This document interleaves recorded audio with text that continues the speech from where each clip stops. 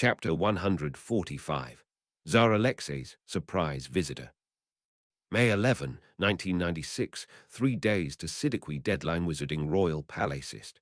Petersburg, Russia, Horcruxes left. 4. Locket, ring, snake, cup.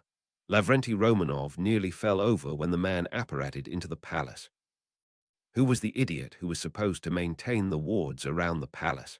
The world was going berserk, what with all of the religious strife and chaos in the Middle East. Tsar Alexei had ordered that additional safeguards be put in place. It sounded like someone had been sleeping through His Majesty's talk. Lavrenti composed himself quickly and aimed his wand at the newcomer. "Who are you? How did you get in here?" The man reached into his robes and withdrew an official seal. "My name is Travis Radner. I'm the American Secretary of Magic. I was able to pass through your security protocols because I'm the equivalent of a head of state." Lavrenti lowered his wand. "Diplomatic immunity. I apologize for my reaction, Secretary Radner. As you've probably been aware, there have been strange things going on of late. I'm Prince Lavrenti Romanov, Alexei's brother. What brings you to our palace, sir?" Radner looked troubled. "One of the seers in the United States has uttered a prophecy which we find rather disturbing.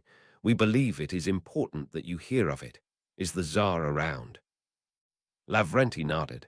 "He is. Come this way, please."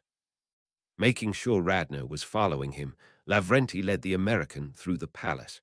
Their footsteps echoed on the marble floors. Radner looked around and was taken in by all of the decorations. "Big place, Your Highness. I'm impressed." Lavrenti shrugged. "Thank you, Secretary. We've spent centuries collecting stuff for it. However, some of our greatest assets are lost forever."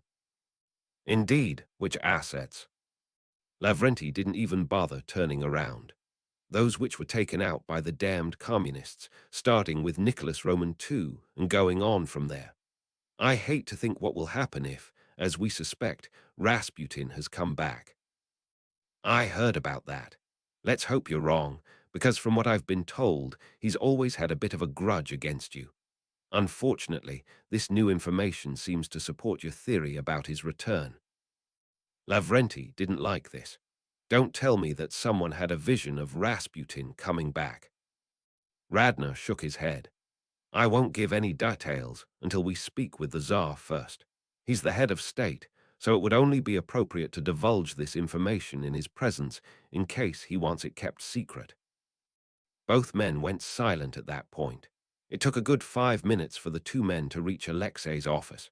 The palace was huge, even by wizarding standards. Several of the youngest children had taken to flying brooms around the cavernous building, despite the adults' pleas to the contrary. Svetlana already considered herself good enough to try out for the junior Quidditch teams. Lavrenti, of course, knew the caliber of the people who played on the Russian team and had been trying to beat those crazy ideas out of his niece's head. Alex was busy playing chess with Igor. Both men had gotten very good over the years and had been considering participating in international tournaments. Lavrenti figured they had about as much of a shot at beating people like Kasparov as Svetlana had at becoming a seeker. Lavrenti bowed to his brother. "Your Majesty, allow me to introduce Secretary Travis Radner of the United States Department of Magic. He has come on a mission which he believes to be of great importance. He claims that a seer in North America has uttered a prophecy which may concern us." Alexei got up and shook Radner's hand. Behind him, Lavrenti watched in amusement as Igor surreptitiously moved one of the Tsar's pawns. "Welcome, Secretary Radner. Congratulations on handling the Super Bowl breach to this point. I don't think I could have done any better, to be honest. It seems like, with the exception of those maniacs in Kansas, the country has gotten accustomed to wizards." Radner shrugged. "I do what I can, Your Majesty. Only time will tell whether my decisions will prove to have been correct. At any rate, I've come here to warn you about a prophecy a seer in Massachusetts has uttered. Like all prophecies, the interpretation is unclear. However, it sounds like it discusses the Romanovs." Alexei stared at him. An American seer issued a prophecy about a Russian noble house. That sounds very odd. Radner nodded. It does seem strange, and I freely admit it. However, the seer in question does have Russian ties. She's actually a student at the Massachusetts Institute of Technology and speaks Russian. Alexei snorted in disgust. Some acne-ridden teenager is spouting prophecies about us. I don't think. Radner cut him off. She isn't a teenager, Your Majesty. She's over 17, and from what I've been told, is a brilliant woman. The Massachusetts Institute of Technology is an outstanding school, one of the best schools in the country. Alexei thought for a moment. Has she uttered prophecies in the past? Yes, Your Majesty. What were they about? Radner shook his head. The information is classified, Your Majesty. Normally, we don't divulge our prophecies. However, considering the possible implications of this particular one, we decided that you ought to know about it. Do you want me to give it to you in private for security's sake? Alexei shook his head. Don't worry about it. Igor and Lavrenti are part of my cabinet. However, I'd prefer it if you'd cast a spell which prevented outsiders from eavesdropping on this. Radner bowed, cast the spell, and took a deep breath. Beware, House of Romanov. When the rising sun arrives with ash, you will meet your doom within 6 years. No one spoke for a good 2 minutes. Finally, Alexei swore. That's got to be Rasputin. I can't imagine what else it could be. However, I don't see how that's even possible. We agreed not to destroy his Horcrux. Radner looked at the Tsar, surprised. You had his Horcrux in your hand and refused to destroy it. Why not, Your Majesty? Alexei covered his face with his hands. We never had it, and we won't destroy it because we're thinking that he's got a death curse levied against us. That would be the best way for him to take all of us out at the same time. The death curse will fire only if we kill him permanently. If we don't kill him permanently, we don't need to worry about the death curse. Radner looked very puzzled.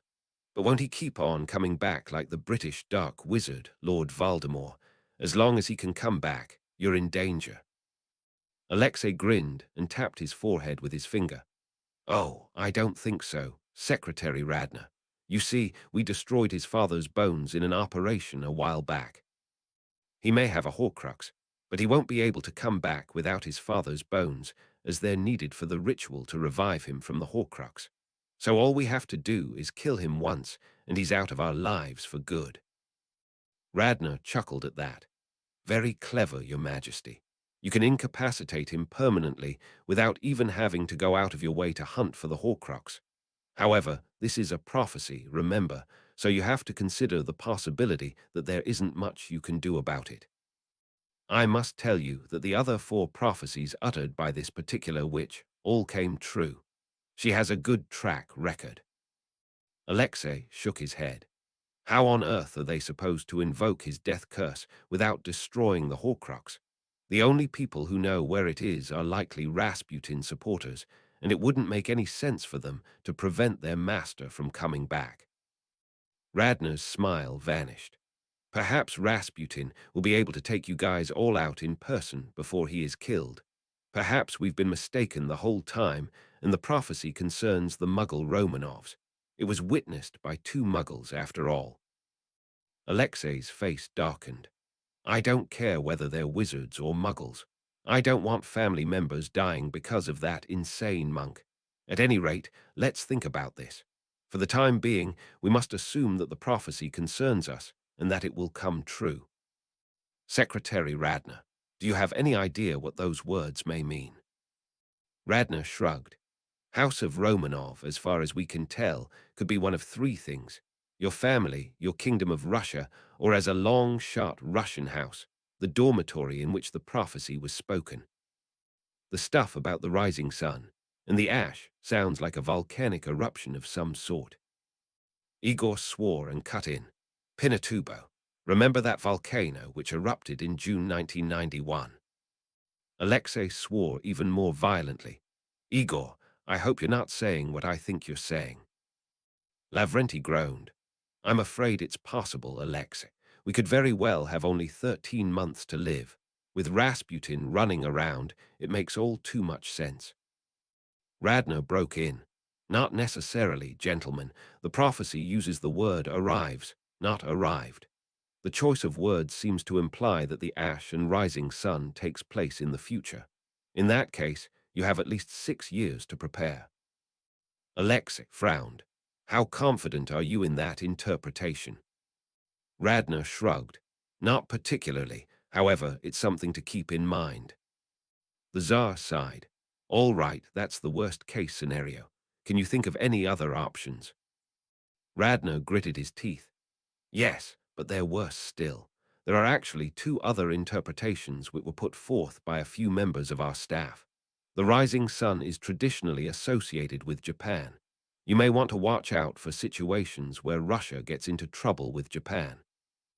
When you have explosions from Japanese weapons throwing ash into the air, you may have to consider the 6-year countdown as having started. That would affect the entire country, not just the Romanovs. I would argue that's worse. However, the third interpretation could be worse still. Alexei shook his head. I hate to think, but tell me. Radner stared at his shoes. A rising sun accompanied by large quantities of ash and smoke. I don't know about you, but that sure sounds like a nuclear explosion to me, and Russia has never been good at securing its atomic weapons. Chapter 146, Hungry Like the Wolf. May 11, 1996, 3 days to Siddiqui Deadline Mystery Residence, 11 Osborne Road, 65, 4, in Kilsyth, Great Britain. Horcruxes left. 4. Locket, ring, snake, cup. Lauren Mistry stared at the hamburger on her plate. She was a vegetarian, yet she had suddenly developed a craving for rare meat. It had taken her several tries for her to put aside her distaste for meat and start on the burgers again.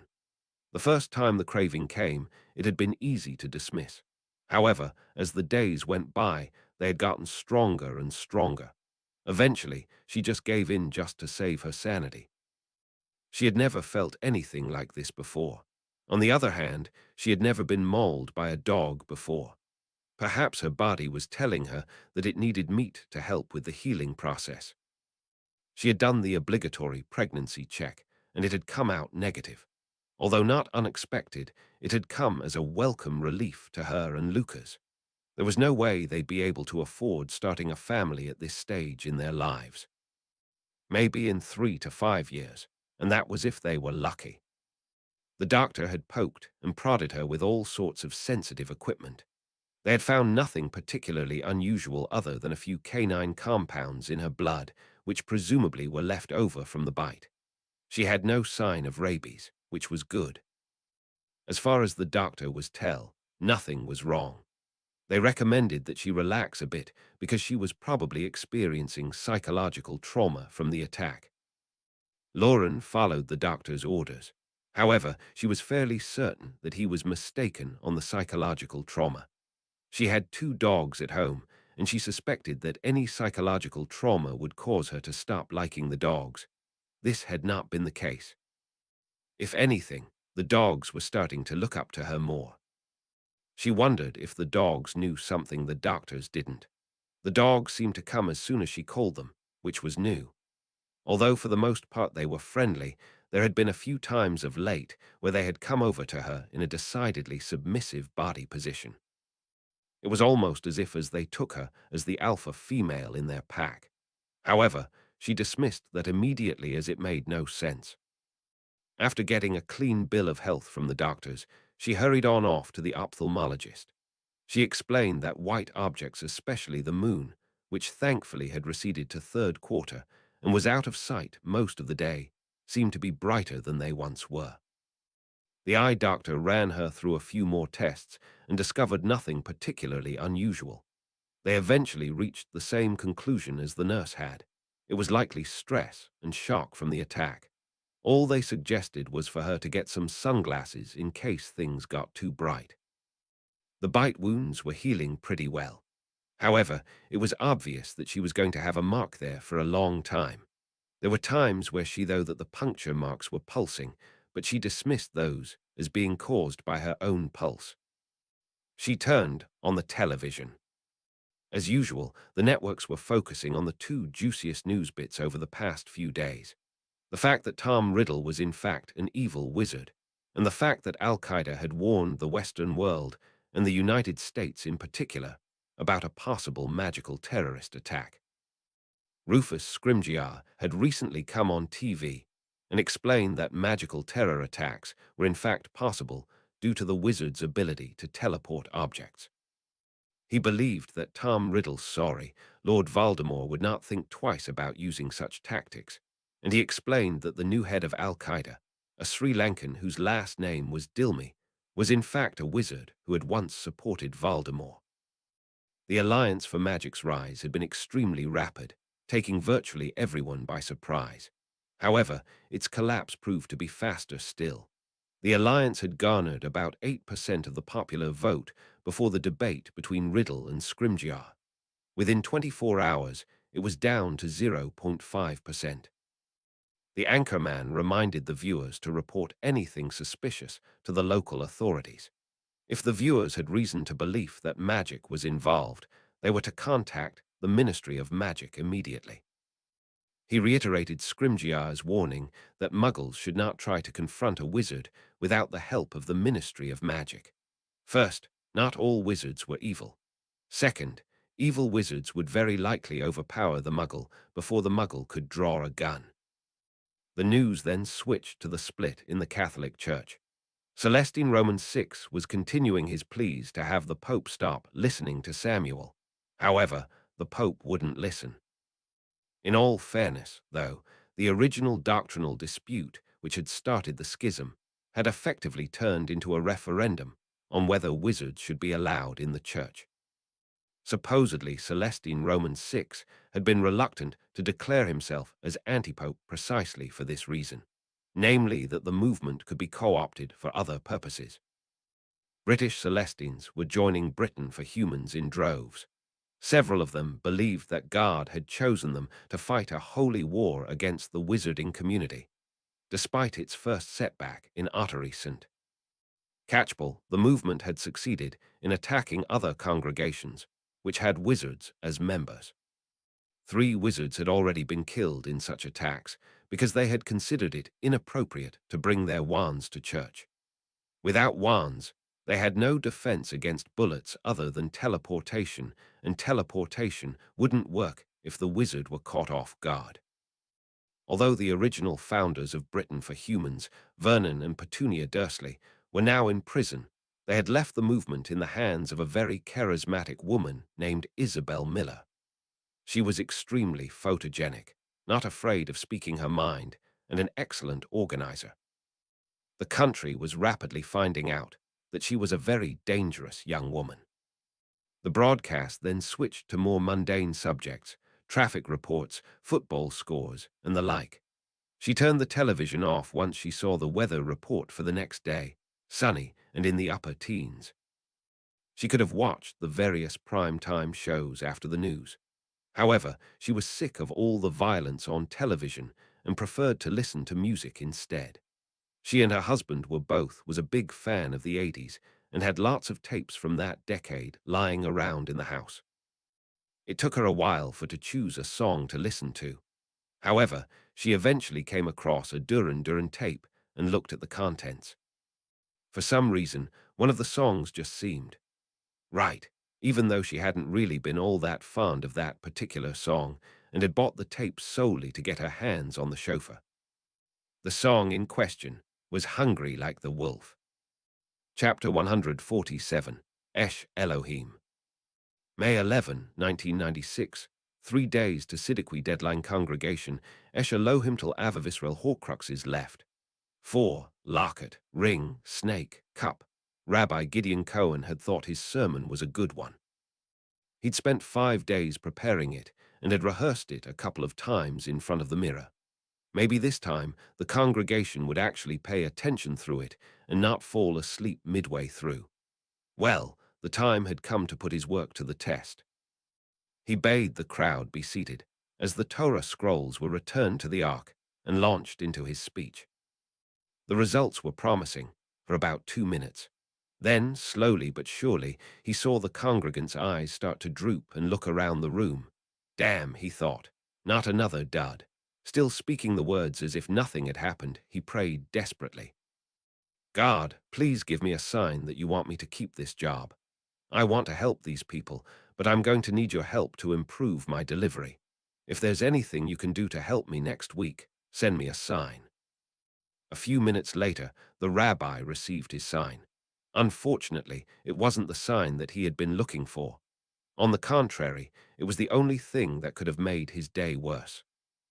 Gunshots rang out across the sanctuary, and half of the people in the back row crumpled in their chairs. Silhouetted in the doorway was a man wielding what appeared to be an automatic weapon. The attacker was laughing as he held the trigger down and gleefully ran it through the crowd. Gideon swore and ducked behind the pulpit. He shrieked in horror as a string of bullet holes tore through the wood. One of them hit him in the hand. Pain shot up his arm, forcing him to redouble his cries. He couldn't see the attacker from this vantage point. All he could see were the far ends of the first two rows. Most of the people had done the right thing, ducking behind the seat backs so that the gunman couldn't see them. He thought he heard the gunman shout something, but he couldn't make it out above the screaming of all the congregants. How had the man gotten past the guards? Both Reuben and Daniel were trained guards who had served several years beyond the necessary minimum in the IDF. Both men would have been armed with rifles and protected by Kevlar vests. There was no way that they would have gone down without a struggle, and he hadn't heard any gunshots before the man had entered. He briefly considered the possibility of a gun equipped with a silencer, but dropped it immediately as no matter how good a silencer was, it wouldn't drown out the blast completely. He heard some maniacal laughter from the entrance, followed by someone taunting the congregation in Arabic. Allahu Akbar, good Shabbos from Hamas. The crowd screamed once more in horror. The gun rang out once more, and people started crying out in pain again. Judging from the views of the front pews, Gideon noticed in amazement that the man seemed to have been aiming at the worshippers' feet, underneath the pews. Shit, he thought. This guy was smart, a smart terrorist. God help us. He looked up to the ceiling and had to duck out of the way as the Nur Tamid, the symbolic light which was never to be extinguished, darkened, plummeted from the ceiling, and smashed on the floor beside him. Closing his eyes to prevent himself from seeing the desecration, he asked God, or at least the two guards, to help preserve himself and the congregation. Seconds later, he heard a pained shriek from the entrance followed by a thud. The gunfire abruptly stopped, and the room was silent for a few moments.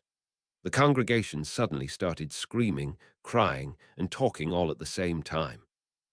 He heard several people lamenting the attack, and others reciting Birchat Hagomel, the blessing designed for situations where the worshipper has just escaped a dangerous situation.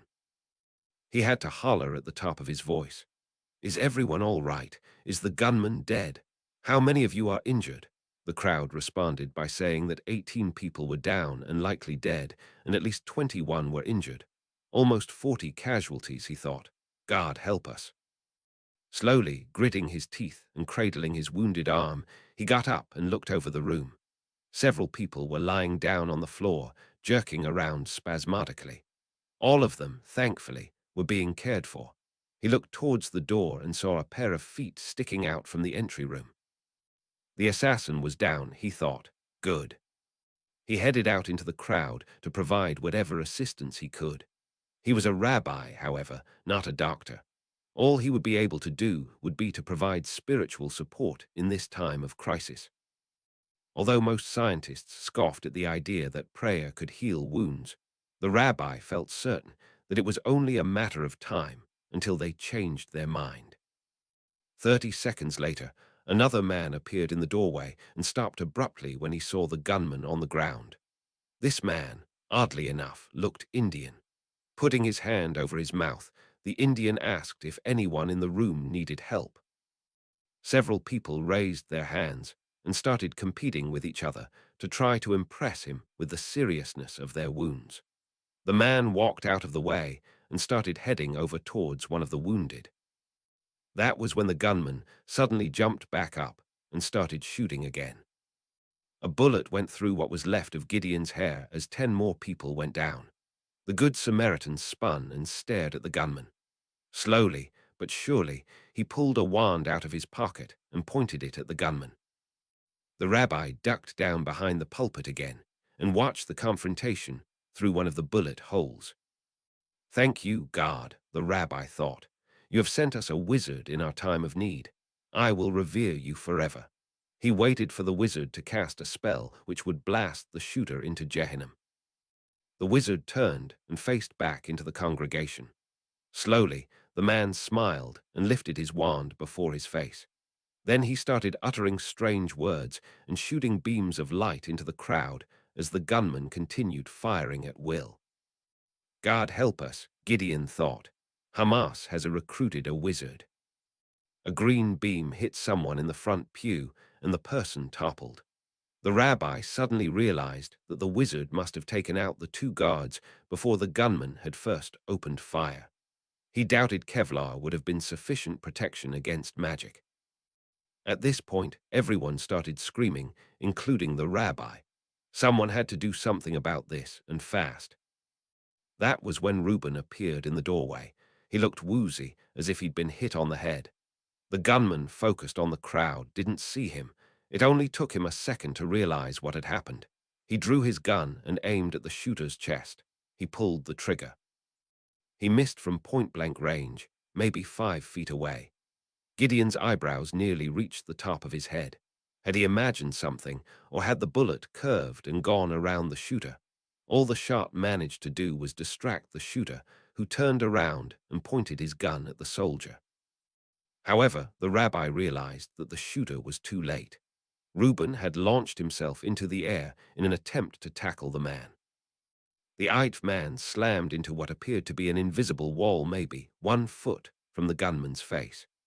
Reuben had just enough time to drop his jaw in surprise before the shooter fired at him and blew his head off. He spun just in time to see someone try to run past him out of the room and run into an invisible wall on the shooter's other side, this time keeping the congregants in the room. The woman took a bullet in the head and collapsed. Gideon nearly threw up. He spun around and looked towards the back of the room, near where the ark rose in majestic glory. There had been a few bullet holes in the woodwork, including several dangerously close to drapes that hid the precious Torah scrolls. He hoped the scrolls hadn't been damaged beyond repair. He instinctively covered his ears as someone with an Indian accent, presumably the wizard, screamed something at maybe 140 decibels. "Good morning, ladies and gentlemen of Esh Elohim. Your congregation's name means fire of God. I respect that. You definitely worship a god here, albeit somebody other than Allah. However, is it just me, or are we missing the fire? I think my wand might help here. It will just take a moment." The taunt was followed by a loud whoosh and a blaze of heat. The rabbi stared in disbelief as a tongue of flame launched from the wizard's wand began moving across the far wall towards the ark. It ignited everything it touched: wood, carpet, books, congregants, whatever. Gideon watched as the flame lanced across the ark, focusing for a good second or two on the drapes covering the Torahs. There went the Torahs, the rabbi thought. Then the tongue of flame suddenly moved in his direction. Yelling, he jumped out from behind the pulpit and tried to get off the stage. He never made it. The shooter cut him down before he got halfway across. The last thing he saw was the entire building starting to go up in flames as the screams from the crowd slowly quieted and died. Chapter 148. Samuel Makes Enemies. May 12, 1996, 2 days to Siddiqui Deadlani Al-Aqsa Mosque Jerusalem Horcruxes left. 4. Locket, ring, snake, cup. Samuel stared at the Kohen Gadol in shock. They did what? The Imam showed Samuel the newspaper photograph. The prophet wouldn't be able to understand the Hebrew characters due to the change the shapes of the letters had undergone over the years. However, the photograph in the center was self-explanatory. They attacked a synagogue in Tel Aviv, killing everyone and burning it to the ground. The Israeli government is having an emergency session today and is trying to think about what to do to Hamas for this. Hamas? Who is Hamas? Hamas isn't a who, holy one. It's a political party active in several of the disputed territories. Many of their aims are humanitarian, and they have done some work improving the lives of their people. However, others are extremely inappropriate, as you see here. Their ultimate goal is to destroy the state of Israel and allow the Arabs control of Israeli territory. The militants in this group are willing to use any means necessary to achieve this goal, including terror attacks like this one. This is the first one, however, to actually include a wizard on the strike team. A wizard in Hamas is a very bad development, holy one. Samuel swore viciously, and once again the interpreter didn't translate. The people in the disputed territories want to no longer be part of Israel. That is correct, holy one. Many of the people in the disputed territories are angry that the Israelis occupied their land and see Hamas as potential liberators. Samuel frowned. Did Israel actually do so? If so, things get tricky. Saul and David sure seem to be the type of people who were big on conquest. Deborah was as well, come to think of it. It's unclear, holy one. I wasn't serving here at the time, and both sides are convinced that their view is correct. The Israelis claim the territories were occupied in self-defense, and the Arabs launched the attack. The Arabs claim the Israelis started it. The truth, in all fairness, may be irrelevant at this point. As long as the two factions stick to their beliefs, the fighting will go on. Samuel stomped his foot on and through the ground. These Arabs are Muslims, right? For the most part, yes. There are some Christian Arabs as well. Jew, Christian, Muslim, they're all the same. They're all children of Abraham and they're entitled to be part of the community. However, gratuitous violence is not appropriate for the children of Abraham, especially against innocent people in a house of worship. I'm going to excommunicate them, along with those other groups we were talking about a few hours ago. It's only appropriate, given what happened when that man instigated a fight in the temple during Passover. If I excommunicate a troublemaker from one sect, I must do so for the others as well. The Cohen Gadol thought for a moment. Hamas would likely just ignore the excommunication en masse. However, there was another thing he would be able to do. Smiling, he turned to Samuel. Go ahead, excommunicate them. I don't think it will work, but you might as well try it. However, I've got a special weapon they may have not thought of. They may recognize me because most of the terrorists in the group are Muslims, just like me. And my position in this mosque gives me some authority in the area. Samuel looked at him in pleasant surprise. Really, that would be most helpful. What were you thinking? The Cohen Gadol grinned. Ever heard of a fatwa? Samuel shook his head. I'm afraid I haven't. This article has the names of the two men involved in the attack. That's all I need to start with. I can also throw in the names of several of the terrorist wing's high officers for good measure. We can't include the entire movement as a whole because there are innocent people supportive of Hamas who are as horrified about this attack as we are. But if we target the leaders, we might be able to get something going, especially if I prohibit people who don't obey the fatwa to enter this mosque. Samuel rolled his eyes. What is a fatwa, man? You'll see, Holy One, you'll see. Damodar and Dilmi looked at the report before him. So Samuel had excommunicated all members of Al-Qaeda and Hamas, had he? Although Dilmi suspected that several operatives would be horrified by the excommunication, the agents in question had forgotten about one thing. Samuel hadn't realized that the final prophet, Mohammed, had visited Earth since the ancient Israelite had served his people. From what Dilmi had heard, the last time Samuel had been seen on Earth had been shortly after the conquest of Israel by the Romans. Samuel, therefore, had been supplanted by Mohammed and had no authority in excommunicating people. Had Mohammed issued the excommunication, then the religious wing of Al-Qaeda would have to worry. Samuel, on the other hand, was so far out of date as to be laughable. Sure, he showed up in the Old Testament, but so did prophets like Jesus and Moses, whose ministries were relevant at the time and had much less relevance today. He set to work on writing a statement which would explain to the members of Al-Qaeda that Samuel's excommunication was groundless. That should calm everyone's nerves. Celestine Romans 6 looked at the letter in horror. "You're sure about this, Father? It isn't a forgery?" "Yes, Holiness. It appears to be genuine. You've been excommunicated by Samuel." Celestine thought for a moment. The excommunication was null and void as far as Celestine himself was concerned. He didn't recognize Samuel's authority, and as a result, he didn't need to worry about going to hell if he didn't change his mind. The problem, however, was that the Roman Catholic Church did recognize Samuel. Samuel's declaration would just take the breach between his church and John Paul's and spread it wide into a possibly unbridgeable chasm.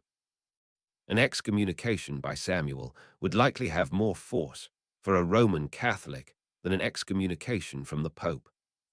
He had been reluctant to declare himself as a rival pope for precisely this reason. He hadn't wanted to split the church and had never ceased imploring John Paul to stop listening to Samuel so that he, Celestine, could step down. Unfortunately, things had gotten out of hand very quickly. First the split over whether to accept wizards, and now the split over evolution. This decree by Samuel could only mean the end of a unified Catholic Church. What would he do now? The sheik suddenly stopped swearing. "You know, Mr. Lestrange, I've got an idea. We need to do something to prevent Samuel from interfering with our work. We can't redeem Palestine if Samuel is backing the Zionists." Rodolphus Lestrange nodded. "I agree. He's starting to become a pain, especially with that fatwa. I've heard rumors that several of the operatives are debating turning on the two attackers." "They are, Mr. Lestrange. Both men are adamant that they were doing Allah's will and don't merit punishment. Unfortunately, it's unclear who the supreme authority is for some of these people. Does the Kohen Gadol map to our supreme caliph? Does his decree override everything which people have believed in for all these years?" "I understand completely, Sheik. What were you suggesting?" "I recommend that we take out Samuel's interpreter. If no one knows what in the name of Shaitan he's saying, he's not going to do much good, is he?" Rodolphus stared at the little box on the floor and laughed. "That's actually clever, Sheik. However, I don't think that's going to work. From what I've been told, Deborah has her own interpreter. They could just use her. In that case, we take her out at the same time." "That won't work either, Sheik. There are probably lots of ancient Semitic language professors running around. All they need is for one of them to survive." "Then what do we do, Mr. Lestrange? Can you do something with magic?" Rodolphus thought for a moment. Suddenly, the answer came to him. "I believe I can, Sheik. We don't go after the interpreters. We go after Samuel and Deborah themselves." There was a shocked gasp on the other end of the line. "You can destroy a ghost?" "I'm not sure, Sheik.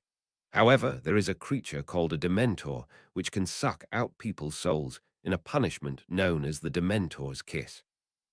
The sheik got it immediately. "Let me guess. Samuel's body may be gone, but he can still exist as a ghost as long as his soul survives in some form. If you knock out his soul, you wind up with an inanimate, zombie-like body. And if the victim in question has no body..." Rodolphus finished his statement. "Tadar ghost is destroyed." "Impressive. Can it be done?" Rodolphus shook his head. "I don't know, Sheik. I'll have to look into it. However, getting Samuel out of the picture for good will help a lot. The question is how the rest of the world will react to it. In that case, I recommend that we convince someone in Muslims for humans to do it. They're already anti-wizard and would be the most likely candidates to assassinate Samuel. But they'll attack any wizard in their midst." "Will they attack a dementor? I've never heard of a dementor before, so I doubt we Muggles can even see them. This dementor can sneak in and eliminate Samuel. If it fails in its mission, we start spreading rumors Muslims for wizards sent it to destroy Samuel because Samuel is a wizard." If it succeeds, we wait for the world to react. If the world likes it that Samuel is gone, we take the credit. If the world complains, we frame Muslims for humans. We have nothing to lose, Mr. Lestrange." Radolphus chuckled. Voldemort had told him that Dilmy was using the same type of tactic for his upcoming attack on the American Department of Magic. If it succeeds, and there aren't major aftershocks, take credit. If it fails, or the world denounces the attackers, blame America for humans. I like that. Chapter 149. Target, Al-Qaeda. Sunday, May 12, 1996. 2 days to Siddiqui Deadlance's headquarters location, classified England Horcruxes left. 4. Larket, Ring, Snake, Cup. Jacob Gold arrived at the meeting a good 5 minutes early and found that the chairs had already filled up completely. Standing room only for a status briefing. However, judging from the rumors which had been going around the department, this wasn't an ordinary status briefing. This was going to be an announcement of a mission which, Jacob thought, had been overdue for a long time. The only question was, who was the target? Most of the people in the room were ordinary SAS agents he had trained with. However, he saw a few people in wizarding robes. It appeared that the SAS had recruited some more auras over the past few weeks. Dawlish was no longer alone. In a span of less than a week, the world had changed. Dark wizards had infiltrated terrorist organizations and had strengthened them greatly. Al-Qaeda had fallen to someone named Damod Haran Dilmy, a man who supposedly had once been a protege of Voldemort. Dilmy had bluntly told everyone that he was a wizard and that he was planning to target a location in the Western world with a terrorist attack capable of killing thousands of people, unless the United States accepted some ridiculous demands. Jacob doubted it was a nuke. First, a nuke in a populated area would kill more than thousands of people. Second, as far as he knew, Al-Qaeda did not possess nuclear weapons. The big question was whether Dilmy or another wizard associated with Al-Qaeda would be able to MacGyver one of them from scratch. He'd find out soon, he thought. As if that had not been bad enough, less than 24 hours ago, a team of 2 Hamas members, including a wizard, had attacked a synagogue in Tel Aviv and killed virtually everyone in the sanctuary. The casualty totals were still coming in, but from what the authorities had discovered, the synagogue had a membership of 1025 families. Assuming 4 people per family, there could have been over 4,000 people in that room. 4,000 casualties in one attack would be something an order of magnitude beyond anything a terrorist had accomplished before. Granted, if the synagogue was at all like his own, most of the members only came to services on Rosh Hashanah and Yom Kippur. An ordinary Shabbat would likely have drawn maybe 10–20% of the members. Nevertheless, 10% would have been 400 people. The deaths of 400 people would be a disaster if he winced at the biblical proportions for the small country. It would likely be the equivalent of 10,000 people being killed in one shot somewhere in the United States. As if that had not been bad enough, the killers had managed to escape unharmed. It was fairly obvious that the SAS would be part of a multinational coalition to take out somebody. The only question was whether it would be Hamas or Al-Qaeda. He had his bets on Al-Qaeda. For one thing, Al-Qaeda was a more global threat than Hamas, which tended to focus on Israel. For another, the reports he had read on the synagogue attack seemed to indicate that the wizard had appeared Indian. That was an interesting coincidence, considering that Dilmy was Indian. Could Dilmy be in charge of both Al-Qaeda and Hamas? He sure hoped not. However, if he was, that would make him an even more clear and present danger, if not just to Britain, than to the world. He had spoken to John Dawlish, the Aura, about Dilmy. Dawlish didn't like what he was seeing at all.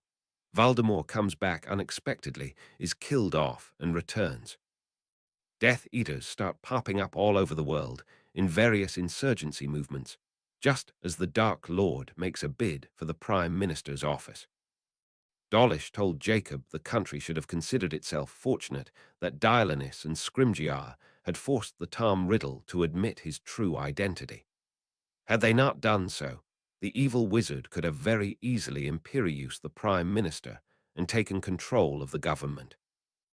Dawlish reported that scenario was eerily similar to the last time Voldemort had come to power, back in the late 70s.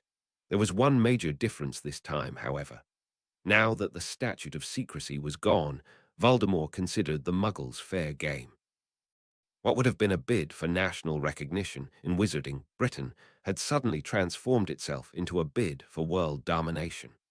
The Death Eaters were extremely well organized, and Dawlish had to concede that the man known as Tom Riddle was an absolute genius. The aura gave Voldemort a good 6–8% chance of controlling the world. The biggest obstacle Dawlish foresaw was Anastasio's Dialynis, the Grand Mugwump. Dialynis was extremely powerful and could throw the entire wizarding world against Voldemort if he so chose. For the time being, Dialynis had insisted on neutrality in what appeared to be a British regional dispute. Dawlish suspected, however, that it was only a matter of time until the Grand Mugwump decided to intervene. The fact that he had come in personally to mediate the Riddle/Scrimgeour debate was a telltale sign that somebody on Atlantis was starting to pay more attention to Voldemort. The agents all stiffened to attention as four men walked into the room. He recognized two of them, Rufus Scrimgeour and the head of the SAS. All he could tell about the other two was that they were wizards. The head of the SAS returned their salute and began the briefing. "Good evening, gentlemen. Thank you for coming on such short notice. You recognize me, of course, as I'm in charge of the SAS. The man to my left is Rufus Scrimgeour, Minister of Magic. To my right is Professor Severus Snape, a defector from Voldemort's side to ours. Next to him is Wizard Dr. Travis Radner, the American Secretary of Magic. He holds a position similar to Scrimgeour's in the American government. We regret to report that the man you know as Agent Sabra, the man from the Mossad, had originally planned to assist us as well. Unfortunately, events have transpired which required that he alter his plans." The SAS man pulled down a movie screen from the ceiling as he spoke. "What I am about to tell you is top secret. You're not to tell anyone about this, even other SAS agents. We have no idea if Dilmy or Voldemort have spies in our organization. I have chosen you because you enlisted before Voldemort's return or have participated in operations against Voldemort in the past. You are the only men we can trust at this point." The speaker pushed a button, and an image of an Indian man flashed onto the screen. "This man is Wizard Damodharan Dilmy. He is a protege of Voldemort who escaped from the wizarding prison of Azkaban Summer. He spent a year on the Indian subcontinent recruiting wizards to Voldemort's banner. These new recruits have been more than enough to resupply the Dark Lord with followers, even after Operation Flying House. You can rest assured that whenever you see an Indian wizard attacking Muggles, it's probably one of Dilmy's men. As you know, Osama bin Laden was once head of Al-Qaeda. An ally who will remain nameless was alerted by bin Laden's request for jihadist wizards and sent a wizarding agent into Al-Qaeda to assassinate bin Laden. The mission succeeded, and the terrorist mastermind was killed. Unfortunately, the mission was launched too late, as Dilmy had already wormed his way into Al-Qaeda by the time bin Laden was killed. Dilmy promptly blew away the killer and took control of Al-Qaeda. He's been in charge of the group ever since. Your mission is simple: infiltrate Al-Qaeda and achieve the following objectives. Your first priority is to kill Dilmy and confiscate his weapon of mass destruction. Once that is done, you are to go after the remaining members of the Council of Nine, a group of 9 wizards which is effectively in charge of Al-Qaeda. Once they are out of the way, the wizards among you are to take control of Al-Qaeda and dismantle the organization from the top down. If this mission is successful, we will never have to worry about Al-Qaeda again. Furthermore, Dilmy will no longer be able to recruit allies for Voldemort, freeing us up to destroy Voldemort himself. You may wonder why we are not attacking Voldemort first. The reason we have chosen to attack Dilmy first is that Dilmy has already warned us he's about to launch an attack. We have no idea if he is capable of actually launching a weapon which can kill thousands, but we have to assume he can. Wizards Snape and Scrimgeour here are convinced that he is capable of performing such an act. Killing Voldemort could very well cause Dilmy to launch his weapon against us, partially for revenge, and partially because he may see himself backed into a corner with the sass on his tail. The sass will not be alone in this mission.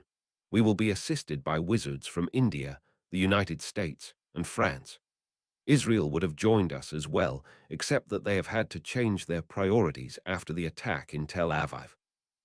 At the conclusion of this meeting, you will each be assigned a wizard. This wizard will apparate you, we call it teleportation, to your assigned location in the Al-Qaeda base camp. If everything goes as planned, all of us will be deployed within a span of 10-15 minutes. The wizards will be distributing a few invisibility cloaks to team members. Unfortunately, there will not be enough invisibility cloaks to go around. The people who do not get invisibility cloaks will be protected by the disillusionment charm, a spell which renders the subject invisible to all human beings. Be forewarned, however, that electronic equipment such as video cameras and motion detectors will be able to detect people who have been disillusioned. You will receive individual briefings and mission profiles from this wizard. The wizard will do everything he can to protect you during the mission from magical threats. This will leave you guys open to do what you do best. Deal with Muggle problems just like you have been trained. Stay close to your wizard whenever possible, and don't take action against a wizard without his explicit permission. That is all, my friends. Good luck and Godspeed. Chapter 150, I Told You So. Sunday, May 12, 1996, 2 days to Siddiqui deadline Church of the Right-Wing Westboro, Kansas, United States of America. Horcruxes left.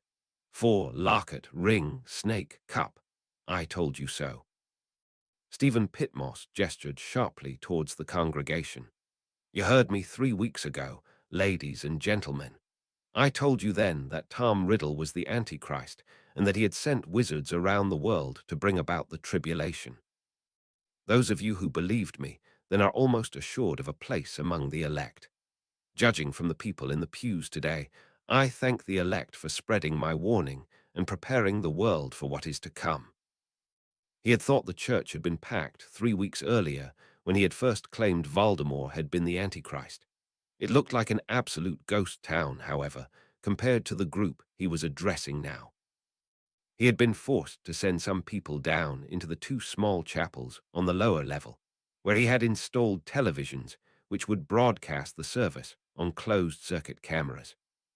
Television cameras had sprouted all along the back wall, just as they had done 3 weeks earlier.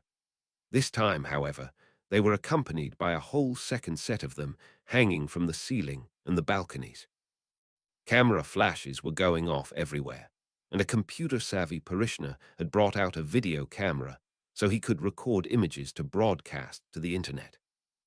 There were at least 3,000 people in the sanctuary, 1,000 in the auditorium, a couple of hundred in each of the chapels, and a good 5,000 or so on the lawn behind the church, where another television had been set up. Church administrators had expected 4,000 and were stunned when 5,000 showed up in the rain.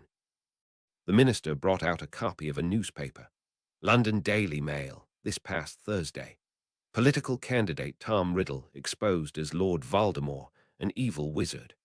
Grand Mugwump Anastasios Dialonis, Prime Minister Major, and Rufus Scrimgeour concoct scheme to force Riddle to reveal true identity. He threw it away and showed the crowd a copy of the New York Times. Page 6, New York Times, Thursday morning. British politician revealed to be evil wizard, political party in disarray. He switched to another paper. Here's an Irish one, same day. Head warlock proves Tom Riddle is Voldemort.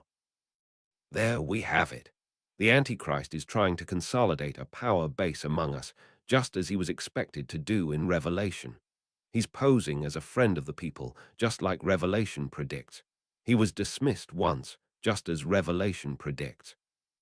Looking forward into the future, don't be surprised if he winds up in a position of authority once again.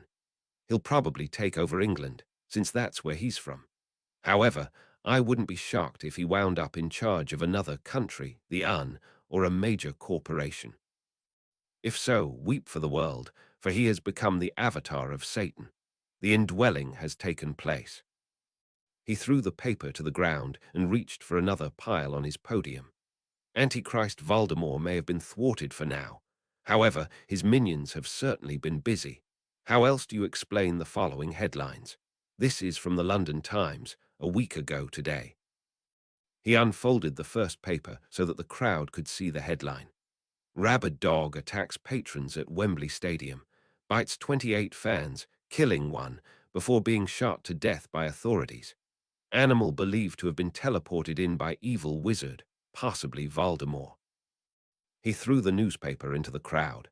Satan is called the Beast, is he not? Not only does he look like a beast, but he is summoning beasts of his own to attack innocent Christians. Can you imagine anything more frightening than a rabid dog rampaging through a crowded stadium where no one can escape? The crowd muttered to itself, and Pitmos looked around the room. The people definitely looked scared, or at least concerned. He wasn't done yet, however. The rabid dog isn't the only beast who's getting involved here, people. The Nephilim have come back as well in full force. You remember the Nephilim, don't you? They're the fallen ones mentioned in the book of Genesis. They're usually seen as giants. I don't suppose that we've heard stories of people being attacked giants of late. Oh wait, we have. He showed the congregation the next newspaper. This paper is the May 8th edition of the Baltimore Sun. That was this past Wednesday. 16-foot-tall giant rampages through Washington, grasping helpless victim with its hand and scattering people in all directions. Creature subdued by animal control specialists near National Zoo. Miraculously, no injuries. Pitmos shuddered. As if that weren't bad enough, supposedly this giant's brother works at the National Zoo in the magical creatures exhibit. Convenient, is it not? This brother can masquerade as part of the exhibit. People say he's civilized, but how much would you be willing to bet that it's just an act and this overgrown zookeeper is going to attack us? Do you realize that he's only a few subway stops from the White House? How about this one, from the English translation of today's Jerusalem Post? National Day of Infamy. Hamas sends wizard and gunman into congregation Esh Elohim in Tel Aviv, killing 472 people and wounding 64. Building is burned to the ground as killers escape unharmed. Mayor of Tel Aviv vows revenge, as does the Prime Minister and Minister of Magic Mikkel Oved. Pitmos shook the newspaper in the air. You heard that right, folks. The terrorist group Hamas has been infiltrated by wizards. Although our hearts go out to the families of the poor civilians killed and wounded in the attack, you must realize that this is just the tip of the iceberg. You can see here that Voldemort is positioning his minions all over the world, so they will be in positions to strike when the time comes. The fact that he's infiltrated terrorist groups means that he knows who is most likely to provide the biggest bang for his buck, so to speak. For all we know, he's infiltrated some of our militias over here. He shook his head in disbelief. I can understand why Israel's Minister of Magic would like to plot revenge. The problem is, of course, that we don't know whom she's going to take her revenge on. Is she going to take revenge on Hamas, as she says? Or is she going to take revenge on the rest of us, arguing that she is helping Lucifer avenge his fall from grace? The congregants began talking to each other again in low voices. Pitmos could tell he had hit home here. He'd been having extremely effective speeches of late, and he thanked God for allowing his oratorial skills to peak at the right moment. His eyes widened, however, when he realized that there was a more likely explanation for his new skills. God was speaking through him directly or had improved his speech ability, just like he had done for Moses. It would make sense, Pitmos thought. It made a hell of a lot of sense. And it made him worry even more about the future of the planet. He told the congregation what they needed to know and had probably scared them half to death. It was time to tell them the good news so they would leave on a happy note. My friends, I can understand that you may be concerned about our future. We live in the end times after all. However, that doesn't mean that we can't fight back. God has chosen several unlikely people to be heroes over history: Esther, Peter, Moses, and so forth. Could it be that he has chosen some of you as well? The crowd gasped in unison. Slowly, the fear drained from their faces and was replaced with awe and pride. If he has chosen you, as I would expect for members of the elect, you have a responsibility to bring his battle to the enemy. I can understand that this burden may be difficult for you. I have therefore taken upon myself the responsibility to strike the first blow against the forces of darkness. He lifted his hands to the heavens as his speech reached its conclusion. As most of you are aware, I am on the planning committee for the group America for Humans, a resistance group whose sole purpose is to eliminate wizards from our country. Originally, we had planned to call ourselves America for Muggles, but God inspired us to change the name to America for Humans. Now we realize why he did so. Most of the enemies we will be facing will not, in fact, be human. It is my duty and honor to inform you that an operation is underway which should cripple, if not destroy, much of the wizarding infrastructure infesting our country. I cannot say when this operation will occur and what form it will take. However, rest assured that before this week is out, the forces of darkness will be trembling in their hooves at the power and innovation of the army of the faithful. God Almighty, may you bless this operation and ensure that it succeeds, and let us all say, Amen. The resulting Amen nearly deafened Pitmos. Solemnly dipping his head to acknowledge the crowd, he turned back to the prayer book for the second half of the service. Chapter 151, Fard Freed. Monday, May 13, 1996. One day to Siddiqui deadline main audience Chamber Royal Palaceriad Saudi Arabia Horcruxes left. 4. Locket, ring, snake, cup. King Fard had started to resign himself to the fact that he would never be able to break free of Wizard Rickpreet's domination. No matter what he tried to do, the damned Hindu blocked it. He tried writing a letter of abdication. Not only did it not work, but Rickpreet informed him that he'd be able to take control of his son just as easily. He tried issuing an order banishing Rickpreet from his cabinet, but the words never left his mouth. He tried to summon Minister Dagher only to be overridden at the last moment. He realized he'd have to get creative to get himself out of this predicament. So, he decided to see if he could separate himself from the wizard on the off chance that distance made the spell harder to maintain. He issued a proclamation saying that Rickpreet would be entitled to a 2-week sabbatical every other month to thank him for his help as member of the king's cabinet. The wizard hadn't fallen for it, however. Rickpreet graciously acknowledged that helping the kingdom thrive was hard work, but he felt that it would behoove him to stay around the king whenever possible to provide support. Right now, the wizard was in the throne room, watching as Fard was speaking with an emissary from Lebanon. The king was fairly certain that this emissary was involved with Hezbollah, but there wasn't much he could do about it. As far as Fard could tell, he was just operating as the spokesman for Rickpreet, promising the emissary support which Fard wouldn't have given a member of Hezbollah on a bet. Fard watched as a servant entered the room and poured some fruit juice for everyone. He suspected that this man was another wizard who had insinuated himself into the palace.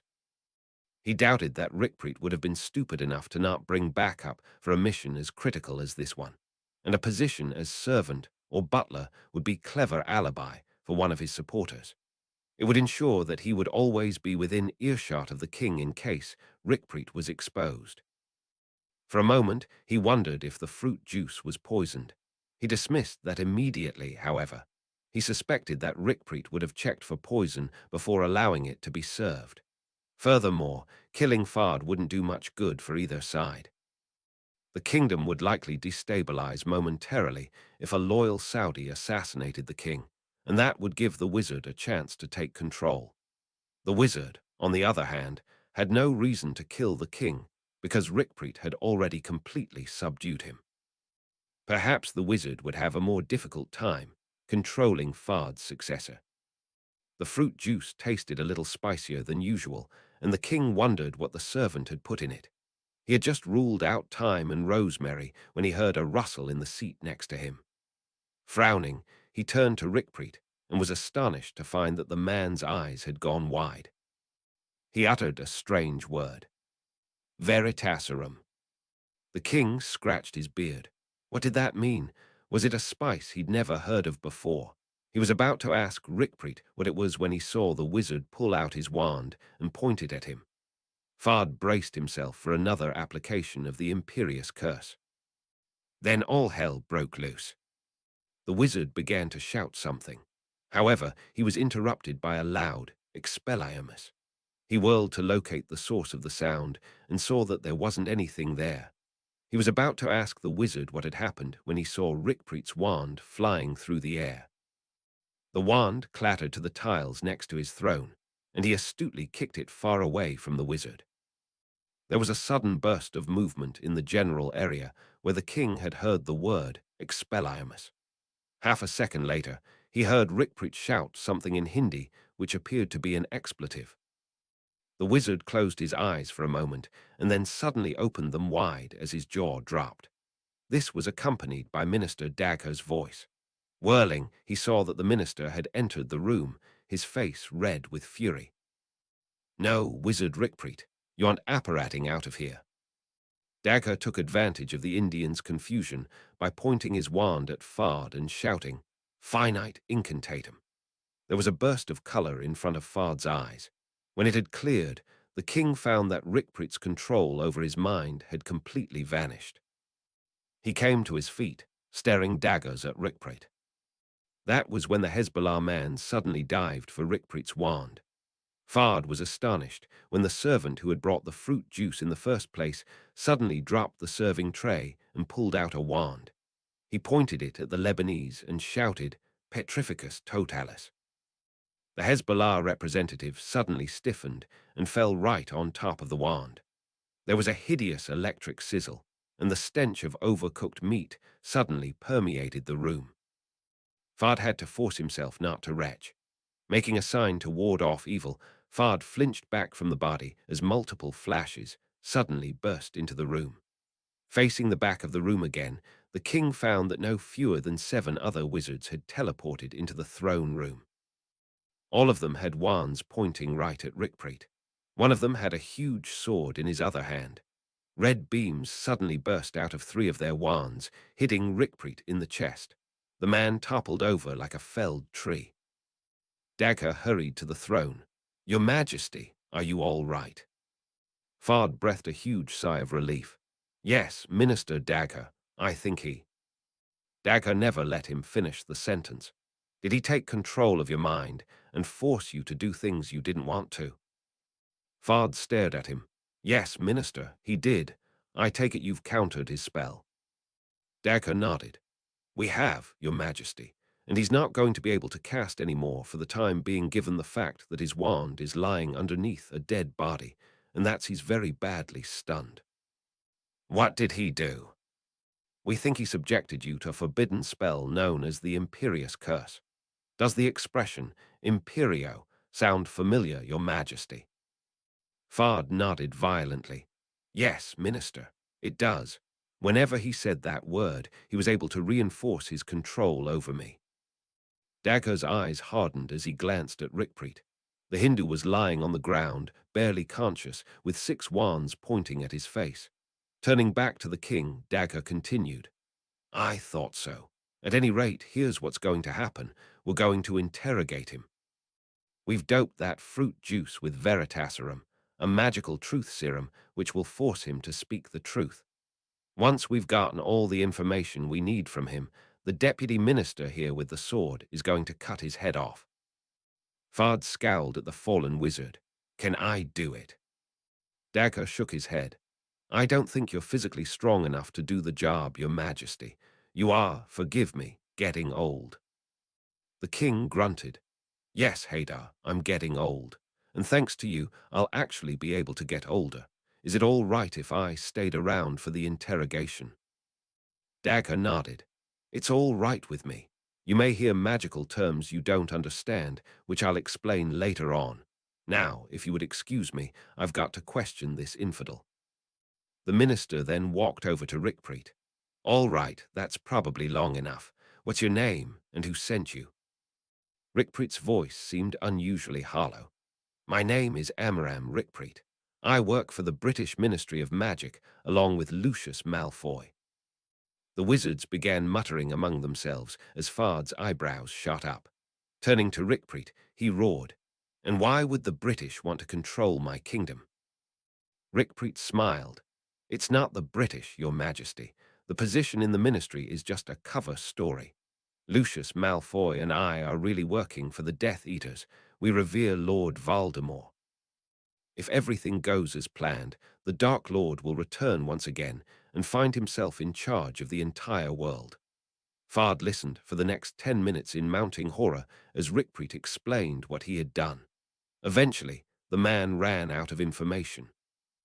Dagger nodded and motioned to the man with the sword. Glancing at the king for permission, the wizard raised the sword over the Death Eater's head and neatly separated it from his shoulders. The wizards then began cleaning up the mess as Fard started crafting letters which, he hoped, would undo a lot of the decrees he had issued while under the Imperious Curse. Chapter 152, Assault on Al-Qaeda.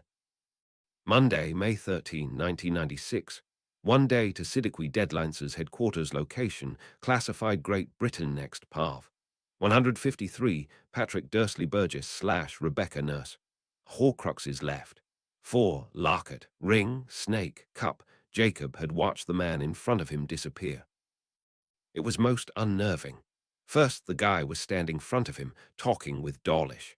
He had no idea where the man was being sent, and to be honest, he probably didn't need to know. The next thing he knew, both Burke and the wizard were gone. He just hoped that the agent was being transported safely and would come back in one piece at the end of this mission. There was another pop, and Dawlish materialized right in front of him. The aura put his hand on Jacob's shoulder. Well, Agent Gold, are you ready for another mission? Jacob nodded. You bet, sir. Do you understand your instructions? You have your pack with the invisibility cloak on you. I do, sir. All right then, put it on, and I'll send you over there. Grab on to my hand, and don't let go until I tell you. And brace yourself, it's going to be moderately unpleasant. Jacob grabbed onto the wizard's arm, and Dawlish closed his eyes. Less than a second later, he abruptly found himself pulled off his feet by a force which felt like a hook around his navel. He felt like he was suffocating for a few moments, but maintained an iron grip on the wizard's arm. After what seemed like forever, there was a blaze of golden light, and he found himself lying face down in a large patch of sand. Remembering his instructions, he threw his invisibility cloak over his head and surveyed the area. He was stationed outside something which appeared to be a makeshift army base. There were rope bridges, pieces of exercise equipment, and a boxing ring in view. Masked men were walking around the building on patrol. As far as he could tell, they were all ordinary soldiers. If there were wizards around, they were either inside or disguised as normal people. Making sure that he was completely covered by the invisibility cloak, he set up his gun and pointed at the building. He longed to take out some of the men to help some of his comrades, but he desisted as all that would do would ruin the surprise. He really wanted to see how the bad guys would react to this. A good half an hour went by as the rest of the men were deployed. He had been concerned that the Al-Qaeda men would see what they were and investigate, but Dawlish had reassured him that that wouldn't happen. He, as well as all of the soldiers, had been enchanted with repello muggletum spells which would cause Muggles to either ignore him or walk away. This, of course, made him blind to friendly forces as well as to hostile ones. The wizards had taken that into consideration by giving each man a walkie-talkie encoded with a state-of-the-art American encryption system that Al-Qaeda had no chance of breaking. A wizard might be able to do it, but Jacob doubted the wizards even knew what a walkie-talkie was. It was hot, probably over 30 degrees. All the invisibility cloak was managing to do was keep the blazing heat of the sand from escaping his little foxhole. He figured it was probably 40 in the foxhole despite the shade. He took a look at his watch. It was only a matter of time now. 5, 4, 3, 2, 1. There was a flash of light followed by a large boom. Being careful not to move the cloak, he looked off to his right at the tank, which had just materialized out of nowhere and was hovering in midair. The wizards had been reluctant to enchant the tanks with levitation spells, claiming that it would warn the terrorists that the attackers had at least one wizard in on the raid. However, Uncle Nigel had been adamant. Tanks may be strong, but they really didn't like hitting mines strong enough to knock off treads. A stationary target would soon be a dead target if the enemy could see it. The tanks, of course, were a diversion. They were supposed to distract their Al-Qaeda forces long enough for the SAS men, the Navy SEALs, and other infantry forces to take out everyone they could see, and then advance on the building. If the infantry had problems securing the building, the tanks could always be called upon to finish the job. Jacob had been told, along with the rest of the infantry, that their lives were considered expendable in situations where the tanks had to fire on the building. The guards froze when they saw the huge machine appear out of nowhere. The tank's gun fired and blew away 3 guards near the main entrance with one shot. Alarms rang throughout the facility as enemy soldiers raced to their posts. Jacob cut a few of them down, including one with a handheld bazooka. He was fairly certain that the tank's armor would be able to withstand such a weapon, but he didn't want to find out. His eyes widened as the bazooka suddenly hurtled into the air and flew over his head, in the general direction of one of the other Aura's forces. He suspected that one of the Auras had just brought out a wand and uttered the words Akio bazooka. There was another explosion on the other side of the base. It appeared that the other tank had been transported safely and had started attacking the camp as well. So far, so good. Unfortunately, Jacob could tell that the initial shock of seeing flying tanks was starting to wear off. Enemy units were starting to dig in, and he saw what appeared to be the muzzle of an anti-tank weapon suddenly stuck out of the side of the building. The weapon fired and hit the tank squarely in the turret. The blast flipped the huge vehicle on its back, leaving its treads flailing in midair. Jacob bit his lip. That gun must have had its power magically enhanced, and reached for his walkie-talkie to warn the crew of the other tank. However, he dropped the radio when he suddenly saw the stricken tank rise into the air, flip over, and land back on its treads. Jacob grinned. Those wizards really had things covered. However, something didn't look right. The tank was just sitting there, not firing. It suddenly dawned on him that the men in the tank may have been injured or killed when the vehicle overturned. That would explain its being out of action. But if that were the case, why weren't the terrorists trying to finish it off? They couldn't assume that the men inside were dead.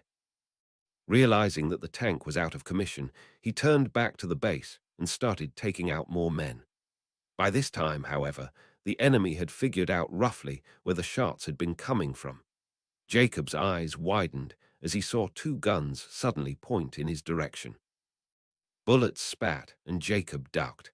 When he came back up, he noticed with alarm that there were 2 men coming in his direction. Reaching for his gun, he blew them to bits. However, his cover was blown, and he knew it. Then 2 things happened which were just not fair. First, he barely heard someone bark a command from inside the compound. The Al-Qaeda agents reached into their backpacks and put on gas masks. Seconds later, a huge cloud of yellow-green appeared out of nowhere and blanketed the area. Jacob started coughing and had to release his gun to put on his mask. No sooner had he released the gun than the gun suddenly jumped out of his hands, heading towards someone in the compound. To make matters worse, the disabled tank suddenly roared back into action, this time for the other side. Jacob suddenly realized what had happened.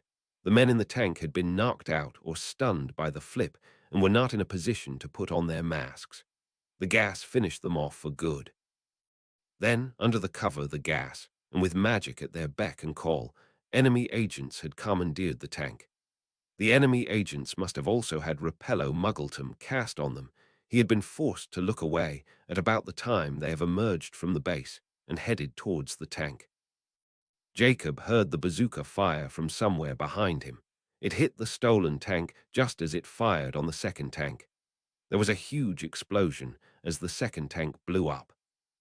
The first tank started rumbling towards Jacob's position when it suddenly launched itself into the air as if it had been thrown by a catapult. It was now fairly obvious that both tanks were out of commission. There was only one thing to do now: charge. He hoped that enough people had managed to sneak in during the tank battle to distract the enemy so that he could enter safely. Pocketing the invisibility cloak. The cloak had only been necessary during the first stage of the operation in order to hide the splashes of sand which were released when they apparated in, and it made no sense to try running in it because it wouldn't cover him completely and take up a hand. He fitted his mask on his head and started heading towards the base. However, it wasn't easy. He couldn't make good headway in the sand, and he couldn't see well with the gas mask on. As if that hadn't been bad enough, there was an explosion underneath one of the men leading the charge. Wonderful, Jacob thought. Mines. He was wondering how he was going to deal with the mines when all of the friendly infantrymen suddenly shrieked in confusion as they were lifted into the air. Jacob's eyes goggled as he saw the sand about 10 feet beneath his feet. That would avoid the mines to some extent, but it didn't help his fear of heights much. The men in the base immediately trained their guns on the floating soldiers. Jacob saw one of them point his machine gun at him and pull the trigger. The bullets crashed into whatever platform was holding up Jacob's feet and bounced off. Jacob grinned, asked one of his colleagues to hand over a gun the man had picked up off a body, and blew the terrorist's head off. It was only a matter of time, however, before the enemy wizards figured out how to deal with his floating platform and dumped Jacob and his friends back in the minefield. They all started racing towards the safety of the roof of the building. Jacob's eyes widened as he saw an Indian man in a robe climb onto the roof. The man pointed his wand at O'Neill and shot a green beam at him. O'Neill went down soundlessly. Furious, Jacob fired at the wizard and hastily threw the invisibility cloak back over him. Partial camouflage from the wizards was better than none. He smiled with satisfaction as the wizard went down. It sounded like hexes to prevent magic from hitting you didn't stop bullets. A good half of the strike force made it onto the roof, and a pitched battle ensued. Al-Qaeda agents started shooting at the SEALs as green beams started crisscrossing through the battlefield, striking men on both sides. Jacob realized that donning his invisibility cloak may have saved his life. He reached for the walkie-talkie and pressed out a series of clicks in Morse code. "Put on your cloaks." The delay was costly. By the time all of the men had put on their cloaks, there were only 3 men left in his wizard's unit. Even worse, Dawlish was down with a bullet in the chest. It didn't look like he was going to make it. His unit was no longer alone, however. Several other units had converged on top of the building. He had gone from having 2 allies to 17. However, those allies were now completely invisible to the Muggles and the wizards now. He could hear panicked comments among the Al-Qaeda operatives. Smoke bombs went off, and Jacob told everyone to duck and hold their ground lest they fall off the roof back into the minefield due to their inability to see through the smoke. Eventually, the roof was secure. Now things got interesting, he thought. The good guys had the high ground. He immediately headed for the nearest roof entrance and started tossing down grenades. Someone, either a wizard or a Muggle, tossed one of them right back up at him, but Jacob had the wherewithal to bat it down and duck before it went off. All 18 men raced down what was left of the staircase into the building, followed by no fewer than 3 wizards. The fact that his men were wearing invisibility cloaks and disillusionment charms, and the bad guys weren't made things a lot easier. The SAS wizards could see the enemy wizards, but the enemy wizards couldn't see them. Both sides were even when it came to hiding from Muggles. He accompanied his men into the compound and slowly battled the Al-Qaeda operatives into a corner. He was about to finish off a wizard when there was a huge explosion of fire behind him. No fewer than 11 of his men were suddenly set on fire. Wizards collapsed, and Jacob barely had time to duck into a side room. Although the enemy wizards couldn't tell exactly where they were, they had a good enough guess that something which would fill the entire corridor with flame would likely take them all out. When the smoke had cleared, almost all the friendly forces were dead, including all 3 wizards. Shit, he thought. This was bad, and he was probably dead. However, he wasn't dead yet. As long as he was still alive, he could do damage. He hid in the side room and didn't make a sound. If his guess was right, the wizard who had cast the fireball had no idea that he had disappeared into the other room. This gave him a chance to plan and catch his breath. Slowly, methodically, he brought out a hand grenade and began staring at the entrance to the room. Resisting the urge to jump out and fight on, he listened as the Al-Qaeda operatives, supported by the wizards, finished off the rest of the strike team. He heard people thanking Allah for delivering them from the infidel invaders. He laid still, however. Realistically, he only had one shot at this. As soon as he fired the weapon, the enemy wizards would be upon him. He had one shot, and he knew who had to die. Covering himself completely with the invisibility cloak, he waited. Finally, his chance came as Damodharan Dilmi, who had, as Jacob had suspected, launched the fireball, began walking in his direction down the corridor. 5 seconds before he judged the wizard would pass the entrance to his room, Jacob recited the Shema quietly to himself and pulled the pin. 5 seconds later, Jacob was dead, along with Damodharan Dilmi, 6 Muggles, and 3 other enemy wizards. Al-Qaeda had survived, but it had lost its charismatic leader, one who had doubled as Lord Voldemort's primary recruiting agent. The only thing which survived the explosion, amazingly, was a digital watch on one of the Al-Qaeda Muggle operatives' arms. When the wizards picked it up a few minutes later, it was still displaying numbers. There would be a brief period of instability as the remaining Death Eater wizards hammered out who would take control of Al-Qaeda.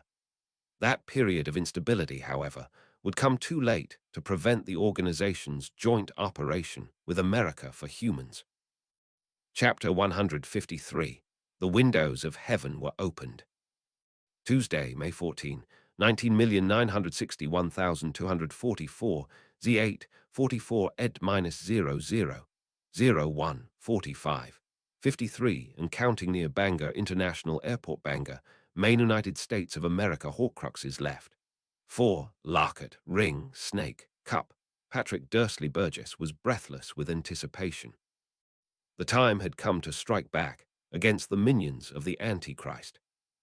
Mahatma Damiel, the representative of the Foundation, had promised Patrick that the head of the Foundation, Mr. Dillman, would be able to provide America for Humans with a depth charge, capable of producing an explosion which, if Dillman's suspicions were correct, would produce a pressure wave strong enough to overwhelm the spell the wizards had constructed to keep the water out of the 4 towns. Seconds after the spell was broken, Dana, Enfield, Greenwich, and Prescott would find themselves under 50 feet of water or more. Every single wizard in them would be killed either by the shock of the water them or drowned before they could act. That was, however, if he had actually brought the depth charge. If he hadn't brought the depth charge, this whole party would be for nothing. Damiel had called everyone who had been privileged to witness the attack into a hotel room near Bangor to explain what was going to happen. Patrick, as the founder of America for Humans, had come along. Fred Phelps had as well. Pitmoss had looked forward to coming as well, but he had been forced to decline at the last moment due to a funeral he had to officiate at. He expected Damiel to be excited about the attack, After all, he'd been planning it for weeks. Patrick was surprised, however, to find the Indian Vietnam vet a bit subdued. He seemed a bit sad. When Patrick asked what was wrong, he said that he had lost a couple of members of his family in a boating accident and was going to head back home as soon as the operation was finished. Patrick, of course, would have had no way to know that Damiel was mourning the loss of Dilmy and several other Death Eaters when the British coalition had attacked their Al-Qaeda headquarters. No one in the room other than Damiel himself knew that the Foundation was in fact Al-Qaeda and that they had a wizard in their midst. A wizard who had cast a spell which would open the doors to the corridor connecting Dana and MacGregor shortly before reaching the cabin. Patrick hoped that Damiel would have enough presence of mind to go through with the attack. Judging from the look on the veteran's face, Patrick thought he was going to go through with it. Everyone was here, after all. It was now or never. Damiel raised his hands for silence and began. Gentlemen, the time has come. Let us all raise a toast to the Foundation and America for Humans, who will take the first step against destroying our wizarding overlords. Everyone lifted their glasses in salute, with the odd exception of Damiel himself. Realizing that everyone was staring at him, Damiel explained that he was not going to drink because he was going to be the one who would be flying the plane during the attack. Patrick whistled. You've got a plane. Damiel nodded. Yes, Patrick. I've got a pilot's license and a small plane capable of carrying 5 people and the bomb, of course. The plan is for me to fly a route from Bangor to Newark. That should put us over the Quabin Reservoir a little over halfway through. The plane and the bomb come to us courtesy of a high-ranking official named Fidel. Phelps scowled. Don't tell me he's a Hispanic or a communist. That would be really annoying. Damiel shook his head. He's not, Reverend. I don't know much about him, but rest assured he's American and quite a charm, from what I've been told. For some reason, the Indian thought this was funny. Where's the plane? The plane's at gate A35 at the airport. It's got the bomb on board and it's all ready to go. If everything goes as planned and there aren't major delays on takeoff, we'll get to the Quabin right around 10:30. Patrick's jaw dropped. You've left the plane at the gate with the bomb in it. Aren't they going to search it? Damiel laughed. Trust me, we're going to be fine. First, this is a private jet, so we don't have to worry that much about the security checks. Second, there's no way they're going to find the bomb even if they did search the plane. Trust me. Our charming Fidel made it so the plane and the bomb will be absolutely impossible to find unless I tell someone where they are. He and I are very good secret keepers, my friend. It's camouflaged. Something like that, yes. Patrick had no way to tell that Damiel had placed both the bomb and the plane under the Fidelius charm so that people who were not in on the secret would physically be unable to see them, until the bomb went off, in which case they'd see the explosion. The pilot continued. Once we're airborne, we'll head over to the Quabin. If everything goes as planned, we'll drop the device from maybe 4,000 feet or so. The device will arm itself when it contacts the water and will detonate when it reaches a depth of 75 feet down or is exposed to air on its bottom, whenever comes first. Another of the passengers shook his head. How are you going to aim that thing from 5,000 feet up? Does it have some kind of guidance system on board so it won't wind up crashing onto Route 32 or something like that? Damiel shook his head. I am not permitted to divulge any more information about the nature of the device. Rest assured that it will likely be equivalent to between 750 and 1,000 pounds of TNT. Patrick chuckled. Ouch, what do we do after we drop the bomb? We turn east and fly to Provincetown. Once we land, we can watch the news and see what happened. Phelps didn't like this. They're going to put 2 and 2 together pretty easily, Damiel. Plane flies over Quabin. Something falls in and blows up. Who did it? Damiel shook his head. Don't worry about it.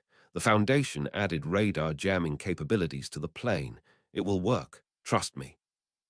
Patrick was a bit dubious about it. However, he was committed. Hoping for the best, he listened as Daniel went on to explain the particulars of the mission. Less than an hour later, they were airborne and heading southwest towards Newark. Everyone had watched carefully as the pilot completed the pre-flight checklist, both for the aircraft and for the bomb. They were a matter of minutes away from history 1422, Z1022, ed-00000753 and counting Department of Magic/Iantradana, Massachusetts. Sorcerer Meeks was awakened from his doze by the sound of the door leading to the I-entry corridor opening. He frowned. He hadn't been expecting any guests. He elbowed the man next to him. "Jim, do you remember us holding another tour of I-entry today at 10:30? I certainly don't. If we do, I'm going to need to cast a wake-up spell in a hurry." Jim frowned. "A tour? I don't know of any tour, Daniel. Let me check the schedule." He summoned over a computer and started looking things up. He grunted and shook his head. "Nope. I don't see anything scheduled for 10:30, 11:00, or even 11:30. The first tour is at 12. That door shouldn't be open, Daniel." Meek stared back at the door. "Well, close it." Jim nodded. "You got it, boss." He headed over to the door and began pulling on it. It wouldn't move. Frowning, he pointed his wand at it and ordered it shut. It still wouldn't budge. Meeks rolled his eyes. Great. The door was malfunctioning again. He called someone from maintenance to come and look into it.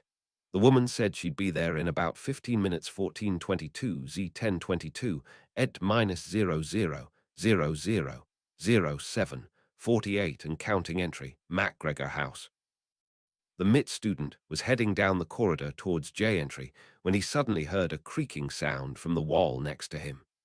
Turning in surprise, he noticed that the door to I entry was opening. He hesitated for a moment. He had wanted to explore I entry when they had first started giving tour, but the tour were constantly selling out before he could sign up. This may be his chance. He hurried back to his room, dropped off his 18.04 textbook, and picked up his camera. Excited, he returned to I entry and started heading down the corridor towards a world of magic. From what he'd been told, it would take maybe 10 minutes to get there 1427 Z1027 ed-00000234 and counting gap over the Quabin Reservoir. The passengers cheered as the north edge of the reservoir passed beneath the plane. Everyone promptly started looking at their watches and bringing out their cameras. Everyone except Daniel, that was. Daniel, of course, had his hands full. He knew where the headquarters of the Department of Magic were, and he needed to maneuver the aircraft directly to that point. He saw lots of guards and guns around the reservoir, but he was absolutely certain that they did not pose a threat. The plane and bomb were under the Fidelius charm, after all. No one could see them 1428 Z1028 ed-000001 11 and counting Department of Magic/Iantradana, Massachusetts. Jim swore viciously. "Merlin's beard, Daniel. I don't know what's wrong with this damn door. It just won't close. This is getting irritating. Where the hell are the maintenance guys? 1429 Z/1029 ed-00000043 and counting gap over the Quabin Reservoir." The passengers were all on their feet. Daniel told them to strap themselves in and to be prepared for a sharp turn. The passengers did so, though many of them did what they could to look out the window 1429 Z1029 ed-00000034 and counting gap over the Quabin Reservoir. Daniel checked his course one last time. He was right on target. Any minute now, he would pass over the location of Travis Radner's headquarters, the ed-00000032 and Countingi entry corridor. This was a long corridor, the MIT student thought, almost as long as the infinite corridor. Fortunately, he saw what appeared to be light at the end of the tunnel 1429 Z1029 ed-00000034 0026 and counting gap of the Quabin Reservoir. The light beeped on the control panel. He pressed a button, and the secret cargo hold at the bottom of the plane opened. The bomb fell out, and the plane leaped upwards as the ballast was released. He looked back at the passengers, who were screaming ecstatically, "Don't celebrate yet. Hang on for the turn." With that, he made a sharp turn to the east. What the passengers didn't realize, however, was that he had directed the aircraft towards the dam, holding back the water of the swift river. If he crashed the plane into the dam would likely burst, and the entire Connecticut River Valley would be flooded at roughly the same time as Boston. America for humans would be content, naturally, with the attack on the Department of Magic. He was a member of Al-Qaeda, however, and his colleagues had recommended an extension to the mission 1429Z1029 ET-00000010 and counting Department of Magic/Iantradana, Massachusetts. Jim and Sorcerer Meeks traded glances. Finally, Meeks asked, "Am I imagining something, or did I just hear a big splash up there?" They looked up. The surface of the reservoir above them was roiling, as if something big had hit it. However, they couldn't see what it was. They looked at each other with confusion. Had someone fallen into the water? Meeks couldn't figure out how that was possible. Ever since Radner had called in the possible terrorist threat, people were forbidden from venturing within half a mile of the reservoir. They were still staring upwards when a tremendous explosion erupted in the water directly above them.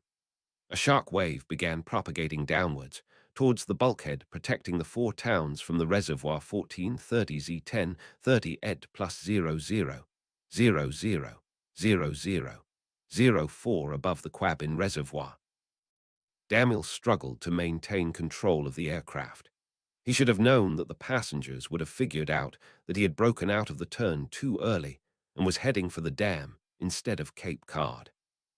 Patrick had realized the man's intentions immediately. He called upon Daniel to turn away from the dam as he had just seen the bomb go off. He didn't need to destroy the wizards twice. Daniel just muttered something in Hindi and told him to shut up and let him concentrate. Less than a second later, Daniel was shoved aside as Patrick and Phelps started fighting him for the controls. The plane started swerving all over the sky. Daniel, fed up with this whole charade, brought out his wand and hexed the obnoxious preacher. He realized his mistake seconds later when virtually everyone jumped him at once.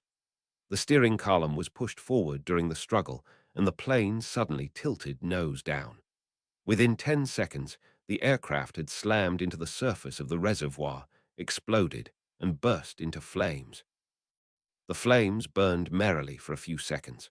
Then a huge vortex appeared in the middle of the reservoir and began sucking them down into what appeared to be a bottomless pit. Seconds later, a second, smaller vortex appeared near where the plane had hit the surface 1430Z1030 ED plus 00000004 Department of Magic/Iantradana, Massachusetts. The shark wave from the explosion hit the interface between the air and the water. Meeks and Jim stared at it uneasily as it struggled to contain the forces acting on it. Colors flared across it as magical energies erupted all across the barrier. Then the colors vanished abruptly, and 75 feet worth of water suddenly rained down on the town of Dana in a matter of seconds. Meeks barely had time to realize what had happened before the flood snuffed him out. The deluge slammed his body against the wall as the Quabin began emptying itself out through the corridor to MacGregor, 1430Z/1030 ED plus 00000008 I entry corridor. The MIT student looked on in surprise as the light at the end of the corridor suddenly flicked and turned a dark blue. He had about 10 seconds to ponder the cause when a wall of water cascaded out of the far end and washed him away. It was only a matter of seconds away from coming out the other end and inundating a campus which, until a scant few months ago, had no idea that the corridor had even existed. Chapter 154. The Great Flood of Cambridge.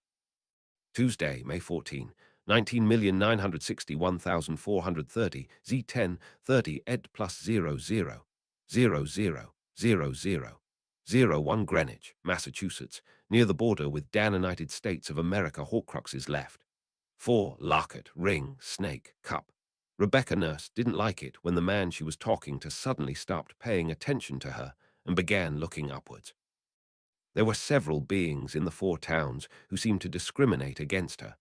Some of them didn't like ghosts at all. Others, such as the spirits of the Massachusetts Indian elders, refused to talk to her because they blamed her incorrectly for their tribe's demise. She hadn't thought, however, that this man had been this type of person. He appeared to be a good Christian. She opened her mouth to try to bring the man back to the conversation at hand when his face suddenly turned as white as her spectral body. He shouted, "Dear God, no." Puzzled, Rebecca turned around just in time to see the heavens open up on Dana. In less than 5 seconds, the entire city was wiped out. Stones, bricks, and people were blasted apart and flung around in a maelstrom of blue. The ghost was reminded of stories she had heard about the Great Flood, Sodom, and Gomorrah. The man screamed in horror. Rebecca joined him, as did virtually everyone in the vicinity.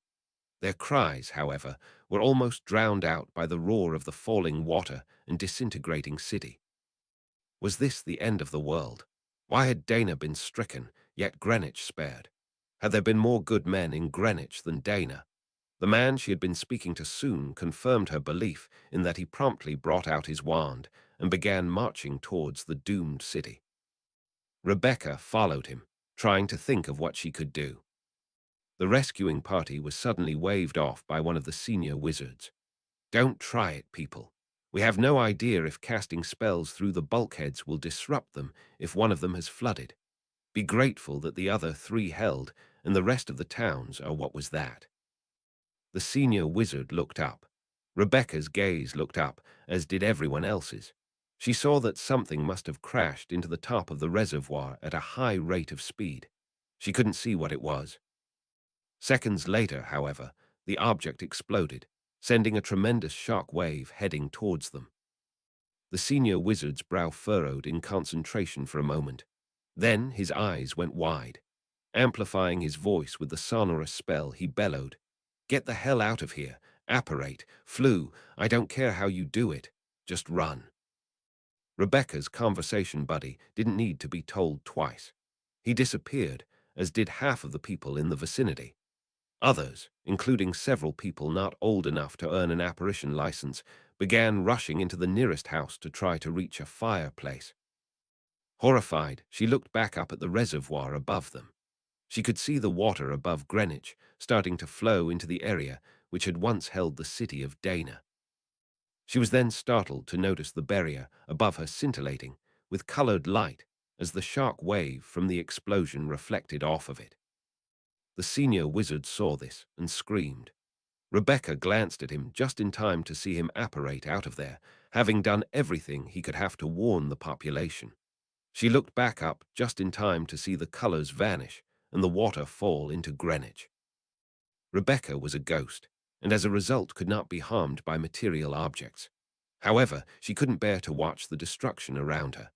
The entire world had gone blue, punctuated here and there by the occasional drowning elf or goblin.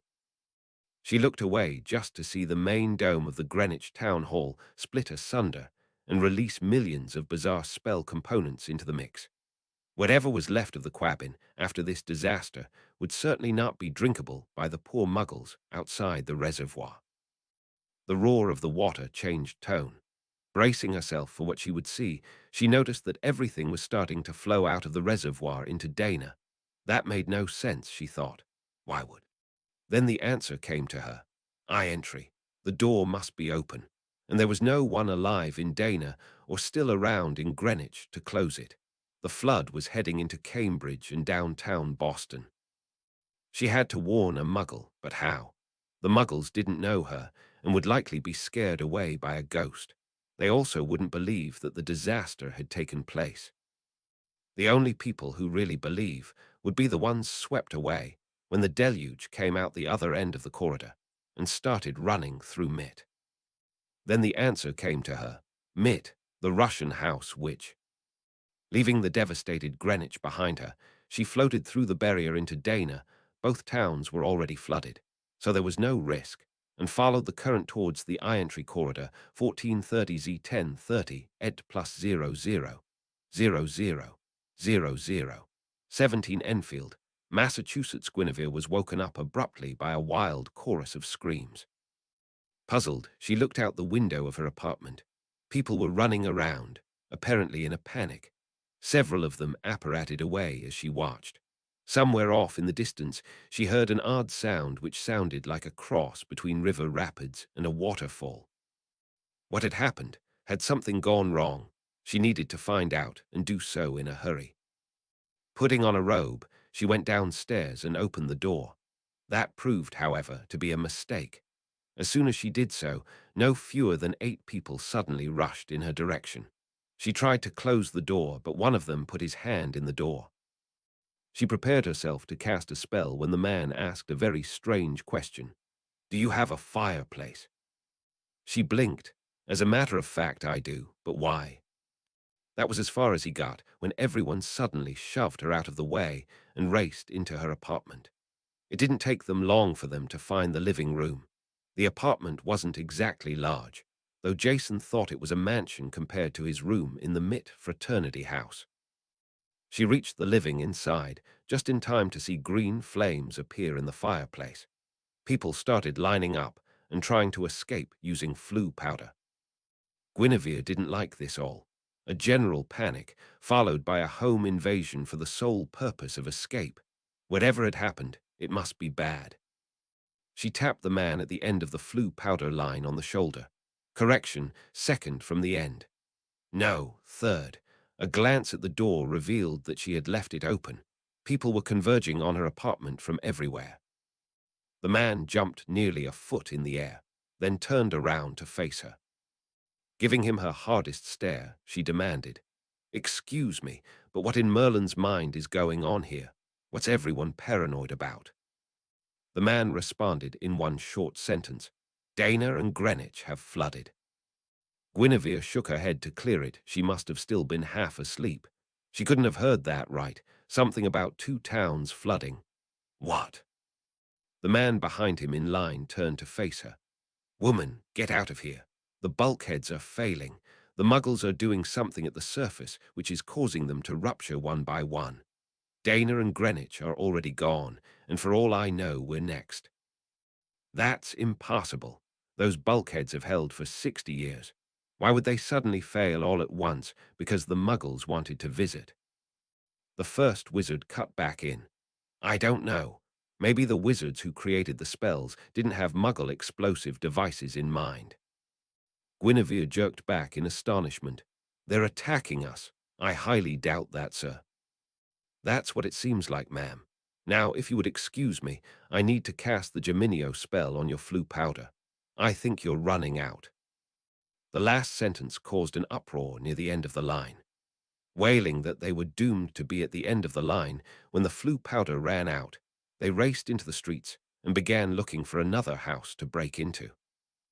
Guinevere held her ground. "Why would they attack us? We haven't done anything to them. If anything, we've helped them. Merlin's beard, I'm actually dating one of them at Mit." The second wizard wrung his hands. "Maybe they don't like us. I personally think there had been a reason for the statute of secrecy, but there isn't any way to put the genie back in the bottle now. And as far as your boyfriend at Mit goes, I'm sorry, but rumors are circulating that the Irontree doors were open at the time Dana flooded. Cambridge and Boston are probably under 10 feet of water by now. Now, will you get out of the way so I can duplicate your flue powder?" He shoved her out of the way and grabbed for what was left of the flue powder. This, of course, precipitated a squabble as the various refugees fought for what was left. This was not right, she thought. Well, there was one way to tell for sure. She focused on the Dana town hall in her mind and tried to apparate there. Nothing happened. The magic wouldn't take her there. Frowning, she tried to teleport herself to Greenwich. Still no good. Worried, she tried to go to Prescott. This time, the apparition worked, and she soon found herself in the middle of the town square in the midst of a stampeding mob. She barely had time to apparate back to her apartment before she would have been knocked down and trampled to death. She thought about this for a second. Something must have happened to Dana and Greenwich. Apparition never failed down here. So far, Prescott and Enfield had been spared. However, the man had a valid point in that she had no idea how long the two towns' luck would hold out. She was reluctant to leave her apartment unguarded with all these refugees here. However, there was no way she'd be able to keep them out now that their colleagues could just open the door from the inside. Besides, there were two other things she had to do. She apparated over to the Salem Witches Academy, which was a few blocks away from her in Enfield Center. If there was anyone who had to know about this, it was Headmistress Ariadne. She couldn't actually apparate into the building. However, she was able to make her way over to the front door. She found her view immediately blocked by a man who was at least 6 feet tall. However, she could hear the headmistress's amplified voice over the sound of the water. "Ladies and gentlemen, stay calm. You're completely safe in Enfield and Prescott. We are in the process of casting spells which should protect the two remaining cities from any more attacks. Do not panic, and do not try to enter the two flooded towns. Yes, the rumors are true. They have been flooded. We are currently estimating a 99% casualty rate in Dana 4,600 people, and a 50% casualty rate in Greenwich due to people who apparated out in time, which would add about 2,500 more. 7,000 people already dead, and that doesn't even begin to include the people flooded out in Cambridge and Boston. We've sent a warning to Secretary Radner, though it will take time for the duck to find where he is. In the meantime, though, we can hope that the Muggles will be able to handle the flood on the surface, as we've got all of our hands tied down here dealing with our own problems. May God have mercy on the Muggles above." That last sentence made Guinevere's mind up for her. She had to get up to the surface and warn Jason and the rest of the Muggles 1430 Z10 30 ed plus 00 00 31 H entry / J entry Corridor Cambridge, Massachusetts. David Michaels stared at his friend. "What do you mean? You haven't taken the swimming test yet? You're graduating in 2 weeks, and you need to do it before you do so." The friend laughed at him. "I'll get to it when I'm done with finals. I really need to concentrate on 8.282. Besides, we all know how to swim, and I've passed the phys ed requirement. Why do we need to take another stupid test to confirm that?" David was about to respond when he heard a roar coming down the corridor. He looked around, but didn't see anything ordinary. Then he noticed the door to I entry was open. Meanwhile, the friend was boasting that both he and David had reached advanced swimmer in summer camp and could probably swim through anything. David's eyes bulged at what he saw coming in from I entry. You'd better hope so. They found very quickly that they wouldn't be able to swim through everything 1430 Z10 30 ed plus 00 00 00 38 MacGregor Courtyard, Cambridge, Massachusetts. Heather and Pascal were sitting in the courtyard reading books when Heather heard the sound of a train approaching. She put down the book momentarily, confused. Occasionally, commuter rail trains crossed Massachusetts Avenue somewhere past Wilg, but this didn't seem right. How could one of the trains be coming down Memorial Drive, or possibly out of Newhouse? Suddenly, the entire first floor of H entry blew out in what appeared to be a torrent of water. Debris, bodies, bricks, and other garnishes cascaded over the ledge into the courtyard. Instinctively, the two began to run. They were barely able to make it out of the courtyard before it began to flood.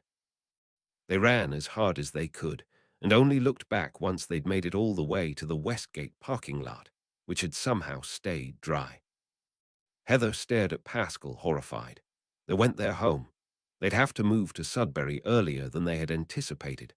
Slowly, they turned around just in time to see the section of the building containing F, G, and H entries collapse its supports eroded by the flood. The only question now was whether the high-rise would stand. Where the hell had that water come from? And what was that white glow which was heading towards New House? She wondered if she should have studied Course 13, Naval Engineering, instead of Course 16, Aerospace 1430Z10, 30 ed plus 000000. 45 Russian Housecombe Bridge, Massachusetts. The Russian house witch screamed as Rebecca Nurse flew into her dorm room. Dropping her textbooks on her toe in surprise, she screamed that ghosts weren't supposed to travel in Muggle areas yet, at least in Massachusetts. Rebecca Nurse shook her head violently. If anything, she looked paler than usual. "Madame, this is an emergency. You have to help, and you may be the only person who can do it. Dana and Greenwich have flooded, and the water is coming down the corridor into the dormitory. Pray to the Savior for help, and cast a spell to stop it." The witch stared at her. "What? You've got to be kidding." Then she heard the screams 1430Z10, 30 ed plus 000000. 46 Memorial Drive, Cambridge, Massachusetts. Ben Weaver raised his middle finger at the cars getting off the highway onto Massachusetts Avenue. He had been stuck behind them for a while, even though he had no intention of getting off there. Grinning, he made his way into the left lane and managed to make it under the Massachusetts Avenue underpass. He'd make up the time now if he sped. Everyone sped on Memorial Drive, and since it wasn't the end of the month, the cops wouldn't be out in force trying to fill their quotas. He had just gotten past Baker House at Mitt when something hit him from the side.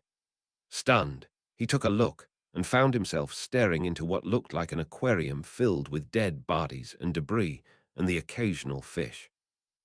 Ben barely had time to scream before the wave flipped his car over and started pushing it towards the Charles River. Seconds later, the underpass began to flood and the wave broke into the Charles.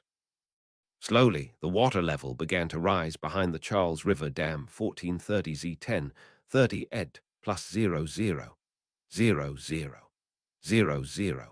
36 Alpha Chi Gamma, Massachusetts Institute of Technology, Cambridge, Massachusetts. Jason Morgenstern jumped as Guinevere suddenly teleported into his bedroom wearing only a robe. A bit surprising, but a pleasant one. She occasionally did stuff like this to turn him on. He had no idea what she'd be able to do with his roommate around, however, especially when the said roommate was gawking at her. Jason grinned. "Ah, Guinevere, this isn't." He cut off abruptly when he saw the expression on the witch's face. The woman grabbed both him and his roommate. "I'm getting you out of here now. Don't move." There was a jolt. The next thing he knew, he was sitting in a Buddhist meditation hall. What the hell was going on here? One of the men in the hall, a monk by his dress, walked over to them and bowed. "Good afternoon, friends. What brings you to the Bar Center for Buddhist Studies? 1430Z/1030 ed plus 000000. 56 Massachusetts Avenue, Bridgecombe Bridge, Massachusetts. Ben Weaver's car finally came to rest against one of the supports of the bridge. The support creaked as the car hit it.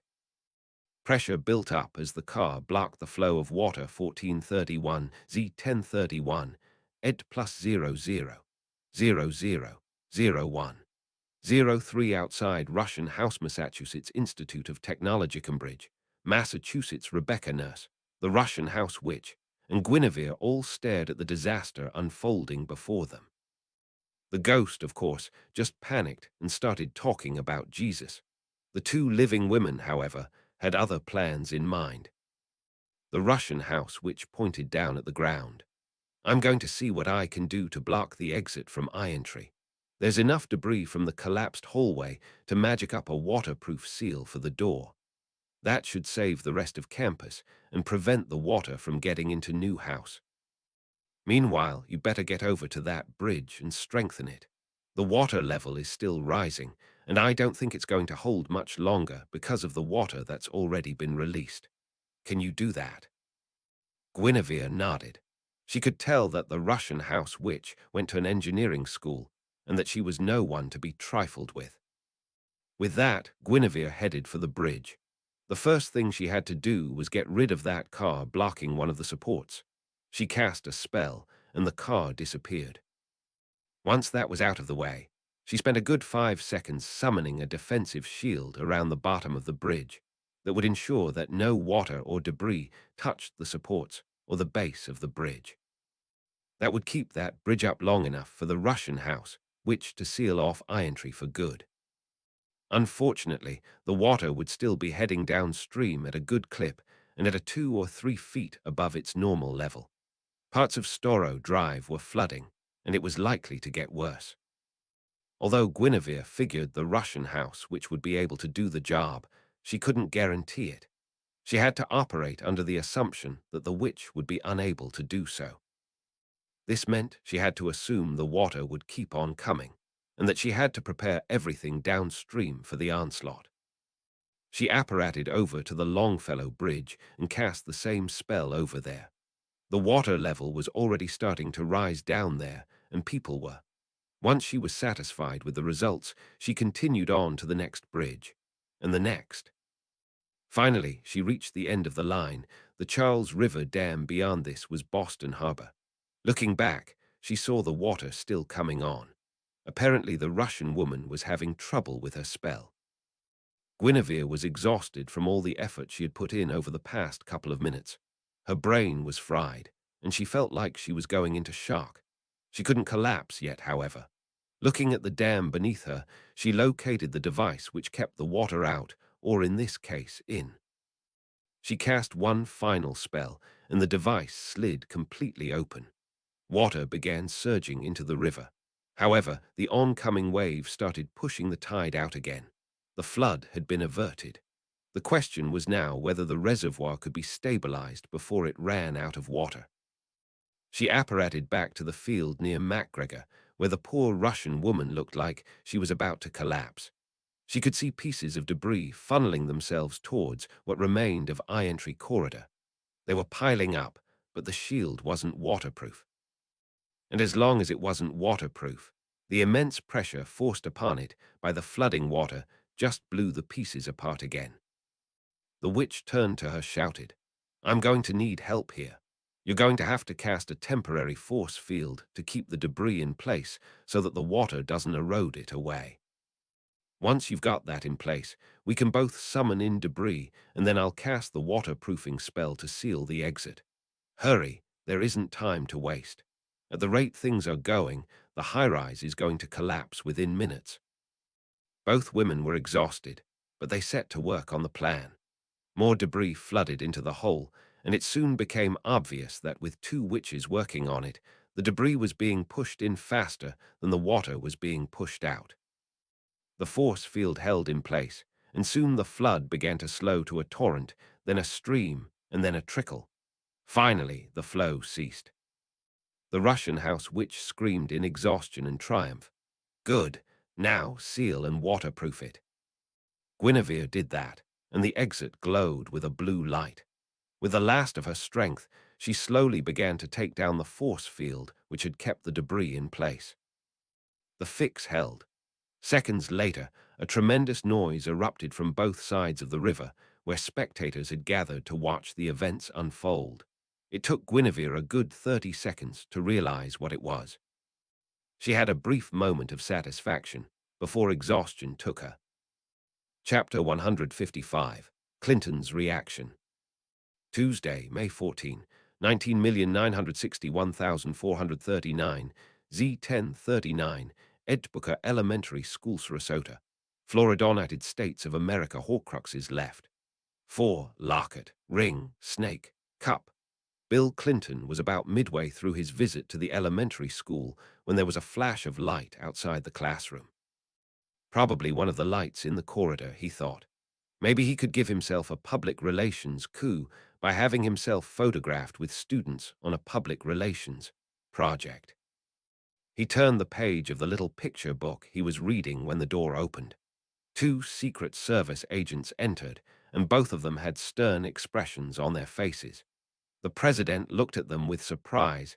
They weren't supposed to look threatening or imposing to the students. They were supposed to be, well, inconspicuous. However, the two agents looked like Mother Teresa compared to the person who walked in after them. Travis Radner. Many of the students, recognizing Radner and associating him with magic, started trying to attract his attention and asked him to do some tricks. However, the wizard paid absolutely no attention. He marched over to the president with the Secret Service agents at his side. Hiding his face with the book to shield his reaction from the students, Clinton grimaced. This couldn't be good. The Secretary of Magic looked like he was on the verge of summoning enough lightning to tow most of the Florida Peninsula into the sea and sink it. The students, recognizing the expression on Radner's face, slowly began to realize that the wizard wasn't in the mood to play. Radner bent over to whisper in the president's ear. "Mr. President, we are under attack. At least 2 bombs have exploded in the Quabbin, and the towns of Dana and Greenwich have been completely destroyed. This is a virtual decapitation attack on the American Department of Magic." Clinton nearly dropped the book in horror. However, he composed himself. Lowering his voice so the students couldn't hear him, he asked, "What? When? Who did it and how?" "We don't know, so reports are still coming in. But from what we've heard so far, the shields protecting Dana and Greenwich from the water failed, and the towns flooded immediately under 75 feet of water.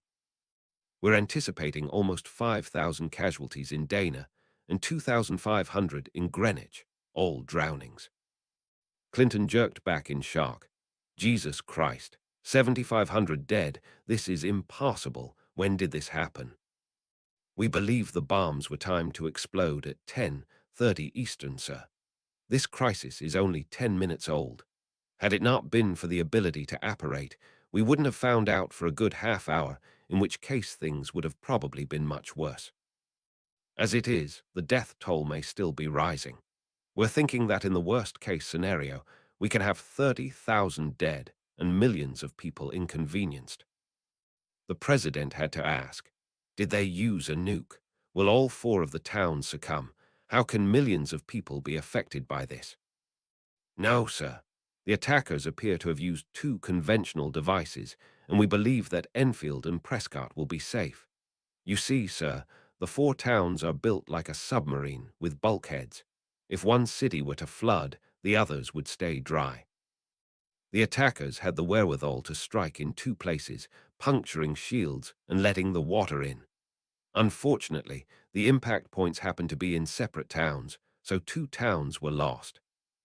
Clinton frowned. How'd these guys get magical shields down? Radner raised his hands in resignation. "We suspect that whoever raised the shields against the water 60 years ago hadn't anticipated an attack by Muggle explosives. The most likely scenario in mind is a case where the pressure wave produced by the explosion produced a force stronger than the one the spell had been designed for. As a result, the shield caved in and the water entered.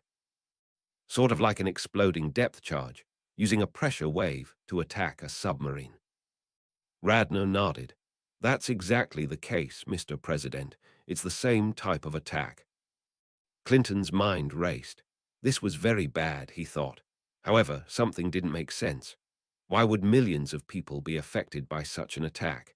And how could there be 30,000 casualties if the entire total of the 4 towns was about 21,000?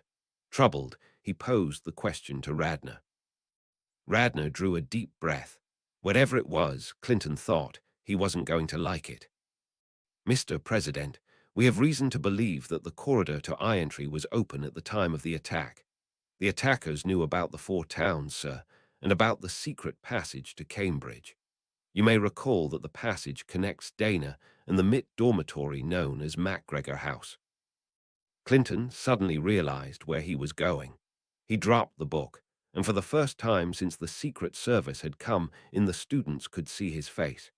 The chattering suddenly evaporated into dead silence and shock. Not bothering to pick up the book, he stared at Radner. "Are you saying what I think you're saying? Please say no." Radner nodded. "I'm afraid so, Mr. President. The message was reporting that the Quabbin has started draining out of the Irontree corridor into Cambridge. Judging from the size of the reservoir, the consequences could be catastrophic. Depending which direction the water is moving when it comes out, we could have most of southern Cambridge flooded. For all we know, Harvard University and Central Square can go down the drain. And God help us if the Charles River Dam bursts, the bridges fail, or the Back Bay floods. Knocking out the bridges alone will destroy half of the Boston area's subway lines and interrupt I-93 and Amtrak. Clinton felt sick. Shit. Furthermore, unless I'm mistaken, the Quabbin is the water supply for most of eastern Massachusetts. If the reservoir disappears, then we've got ourselves millions of people without a clean supply of drinking water or perhaps even bathing water. Radner nodded. Correct, Mr. President. Now you can see why I'm saying millions of people will be affected by this. And that assumes that the terrorists won't go after some of the other magical headquarters, such as Ocala National Forest and Fourth Mesa. Clinton gritted his teeth. I hadn't even thought about that, Mr. Radner. Recommendations. Sir, I'd recommend that we start by plugging the hole in the Quabbin by sealing off the end of the corridor in the dormitory. I wouldn't be surprised if the citizens of Enfield and Prescott are in the process of doing that as we speak. Headmistress Ariadne is very talented. Clinton couldn't help but think that he wanted to meet Headmistress Ariadne at some point.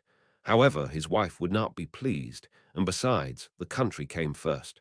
Instead, he asked, Ariadne, who's she? She's in charge of the Salem Witches Academy, the women's division of the Quabbin Academy of Sorcery. That's in Enfield. The men's campus, Dana Academy, was in Dana and is assumed lost, along with Arthur Nagel. Once the hole is sealed, we reinforce the defenses around Prescott and Enfield. Once that is done, we strengthen magical defenses around all remaining Department of Magic headquarters. Make them a no-fly zone, that type of stuff. Finally, we figure out who did it and put them in their place, and figure out how to get water to the Boston area and/or purify the Quabbin. How long do you think it will take to clean up the reservoir or restock it if it emptied? A month, Mr. President, at least. Boston is going to have to really change its ways, I'm afraid. Damn, do you have any idea who did it? Radner shook his head. We're not sure. Pitmoss boasted that he was about to attack wizards, so it could be America for humans. Then again, Al-Qaeda has called in a threat as well. Although Al-Qaeda would be more likely to attempt an attack of this sophistication, it wouldn't make sense for them to target wizards in a terror attack, because the Muggles still don't associate themselves with witches much yet. Could it be a joint operation? Possibly. However, I don't see why America for Humans, which is a rather patriotic group regardless of their other beliefs, would join forces with Al-Qaeda. It doesn't make sense. How'd the terrorist get over to the Quabbin? I thought Muggles couldn't get in there. Were there any planes in the area at the time? Nothing on the video cameras under 10,000 feet, Mr. President. If there had been a plane, it would have had to have been invisible. That can be done, but it would imply that America for Humans had a wizard, which also makes no sense. Clinton looked back to the students, who were starting to look nervous. He had to wrap this up soon. Sounds like a plan to me. Keep me informed. I'll want an update at 1100. Radner saluted. Yes, sir. And with that, the wizard and the Secret Service personnel left the room. Clinton returned back to his children's book, hoping to not let the kids realize that the world may have just changed. Chapter 156, Worrisome Funeral. Tuesday, May 14, 19,961,453, Z953, CDT Pitmoss Household Westboro, Kansas, United States of America. Horcruxes left. 4. Locket, ring, snake, cup. Stephen Pitmoss knew that something had happened about 2/3 of the way through the funeral. The ceremony had started at 9:00, more or less on time. Although he had been told to expect the attack between 9 and 10, Damiel had admitted that no one could really tell for certain when exactly the bomb would be dropped, or whether the mission would even succeed at all. So many things had to go right for the mission to succeed. The camouflage Damiel claimed to have had provided for the aircraft had to be good enough to prevent it from being detected by the government forces surrounding the Quabbin. The bomb, which had never been tested completely, had to work as planned. The forces of evil could not be made aware of the plane as it entered their airspace, and if they did find out, God would prevent the Antichrist's minions from attacking the plane. Perhaps most importantly, Damiel's suspicion that the four towns' defenses were not designed to withstand a Muggle assault had to hold up. Pitmoss was nervous throughout the first half of the ceremony, and he had to force himself not to look at his watch, because that would have been disrespectful to the deceased. He figured that God would inform him as to the success or failure of the mission in due course. The first clues came in about half an hour into the service, when he noticed that people walking down the street next to the cemetery suddenly started walking more quickly and talking urgently to each other. He could make out bits and pieces of the conversation. Wizards attacked. Cambridge partially flooded. 7,000 dead already. Millions without water. Pitmoss needed to harness all his willpower to focus on the ceremony. It sounded like the attack had succeeded, and he inwardly thanked God for that. However, several aspects of the report troubled him. First, the fact that there were 7,000 dead. He hadn't realized those towns were so big. He had thought they were villages, maybe with 100 people each. The country had never seen an attack on this scale before, and the president was going to go haywire. He experienced his next shock a couple of minutes later, when he thought about the comment about millions not having water. He had been focusing so much on attacking the wizards that he had completely forgotten the fact that the four towns were situated in an operational reservoir, one which apparently was an important public water supply. Had he ruined the lives and possibly health of millions of Americans who had been counting on the Quabbin for their water? He began wondering how Phelps, Patrick, he, and Damiel had all managed to overlook this simple fact. The biggest shock of all, however, came when he came to the comment about Cambridge flooding.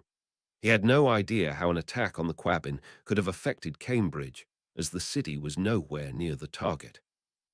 He was about to dismiss that as a fluke or an unrelated incident when it occurred to him that the flooding could explain the high death toll.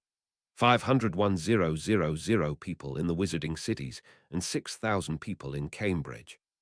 God almighty, if that was the case, he had likely killed more Americans than wizards. Either that, or the wizards had taken revenge on America and flooded Cambridge. If everything went as planned, he'd get a call from Patrick after the plane landed in Newark. That would be at about 10:15 or so. Given the apparent success of the mission, he wondered if Patrick was harboring the same misgivings he was and was about to vent them. He regained control of his paranoia. God was just and knew that Pitmoss had been doing the right thing in attacking the wizards. He would make sure that his servants would get out of this in one piece. God had given Pitmoss and America for humans an extremely difficult but important task. Some of the things he may have required may be distasteful, but it was not up to humans to question any of his directives. Giving final condolences to the bereaved family and shaking hands with several of the mourners, he headed back to his car. He needed to know what exactly had happened and how many innocent Americans had to die in order for the wizards to be destroyed. Satan would have a lot of to answer for. He turned on the radio to the local news station. Not surprisingly, someone was reporting from Boston. All over the place here in Boston. There are at least 15 of them I can see from this vantage point atop the Hyatt, looking into the Charles. From this perspective, it almost looks like there's another bridge across the river, one made entirely of dead wizards. The announcer broke in. It appeared to be a Q&A. Are they all wizards, or a mixture of wizards and muggles? They look to all be wizards here. They're dressed the same way as the people David saw laid out next to McCormick Hall, a women's only dorm. Most of the Muggle victims appear to be students who were caught off guard by the flood and by the collapse of Delta Psi and the 3 living areas in MacGregor. We're lucky that Burton Connor didn't go down as well. That's a very big dorm. Is the high-rise tower safe? What about J entry? The first floor of J entry has about 2 feet of water in it. The first floor of E entry has about 5, and I think we've got some kids trapped in there. We've instructed them to open the windows to let water out. The entire ground level, which includes the only way out of the high-rise, is jammed with debris and bodies. I sure hope the people in an entry can cook, because they aren't coming down for a while. The associate housemasters on the top floor of the high-rise said they'd what they could to help out, but they're not going to be able to feed a bunch of college students. Is the plug for I entry holding? How are the 2 witches doing? The plug seems to be holding, as far as we can tell. The witches seem to be absolutely exhausted, and for good reason. One of them is asleep right now, and the other is busy interviewing people in Russian House. Do you have names yet? As a matter of fact, I do. It turns out that both women are actually somewhat known to the Boston media. The sleeping woman is Guinevere de Mornay. She's 23 and lives in Enfield, which, from what I've been told, is still dry. The younger woman is a MIT student who lives in Russian House. Her name is... The announcer suddenly cut the reporter off. Michael, I apologize for the interruption, but we've just gotten a press release from Travis Radner, the Secretary of Magic, who has been whisked away to a secure location. He is reporting that Enfield and Prescott are now completely secure and are ready to receive refugees from Greenwich. The head of the Salem Witches Academy, Ms. Persephone Ariadne, has taken charge down there. Radner reports that both Greenwich and Dana are total losses, and that maybe 20 people survived in Dana, if that. The total death toll in the 2 flooded towns is now at 7,023. These include 4,731 in Dana and 2,292 in Greenwich. Combine that with the 300 dead Muggles we've got above ground, and we've got more than 7,300 dead, and God knows how many wounded. 7,300 dead. That's more than bad. It's catastrophic. Does the report say who did it or what exactly happened? Secretary Radner doesn't know who did it yet. However, America for Humans supposedly threatened to attack a wizarding target, so they're a suspect. As for what happened, he is fairly certain that 2 depth charges were dropped into the reservoir, and the shock waves overwhelmed the shields keeping the water out of the 2 towns. It's just bad luck the I entry was connected to Dana and the door was open. Had it been otherwise, the water wouldn't have drained out of the cabin once Dana flooded. The only possible flaw in this theory is a rumor that 5 bodies were seen floating in the water near the surface just before the second bomb went off. At least one of them looked like a Muggle. Pitmoss shut the radio off and tried to think. There were 5 people on board the plane during the raid, and there was only supposed to be 1 bomb. The only thing he could think of would be a case where the plane dropped the bomb on Dana as planned, was picked up by the wizards, and brought down on top of the second town. The problem with that, however, was that he couldn't see why they'd want to destroy their own town in a plane crash. What he did know, however, was this. The false prophet had survived, just as Pitmoss had feared would happen. Many of Voldemort's minions had been killed, but not all of them. The wizards were likely going to seek revenge, and many Americans ensorcelled by them would likely join them in attacking whoever they found did it. Pitmoss needed to find a scapegoat in a hurry, and he couldn't think of one other than the Foundation. And he only knew one person in the Foundation, a man who was likely dead now. He was in big trouble.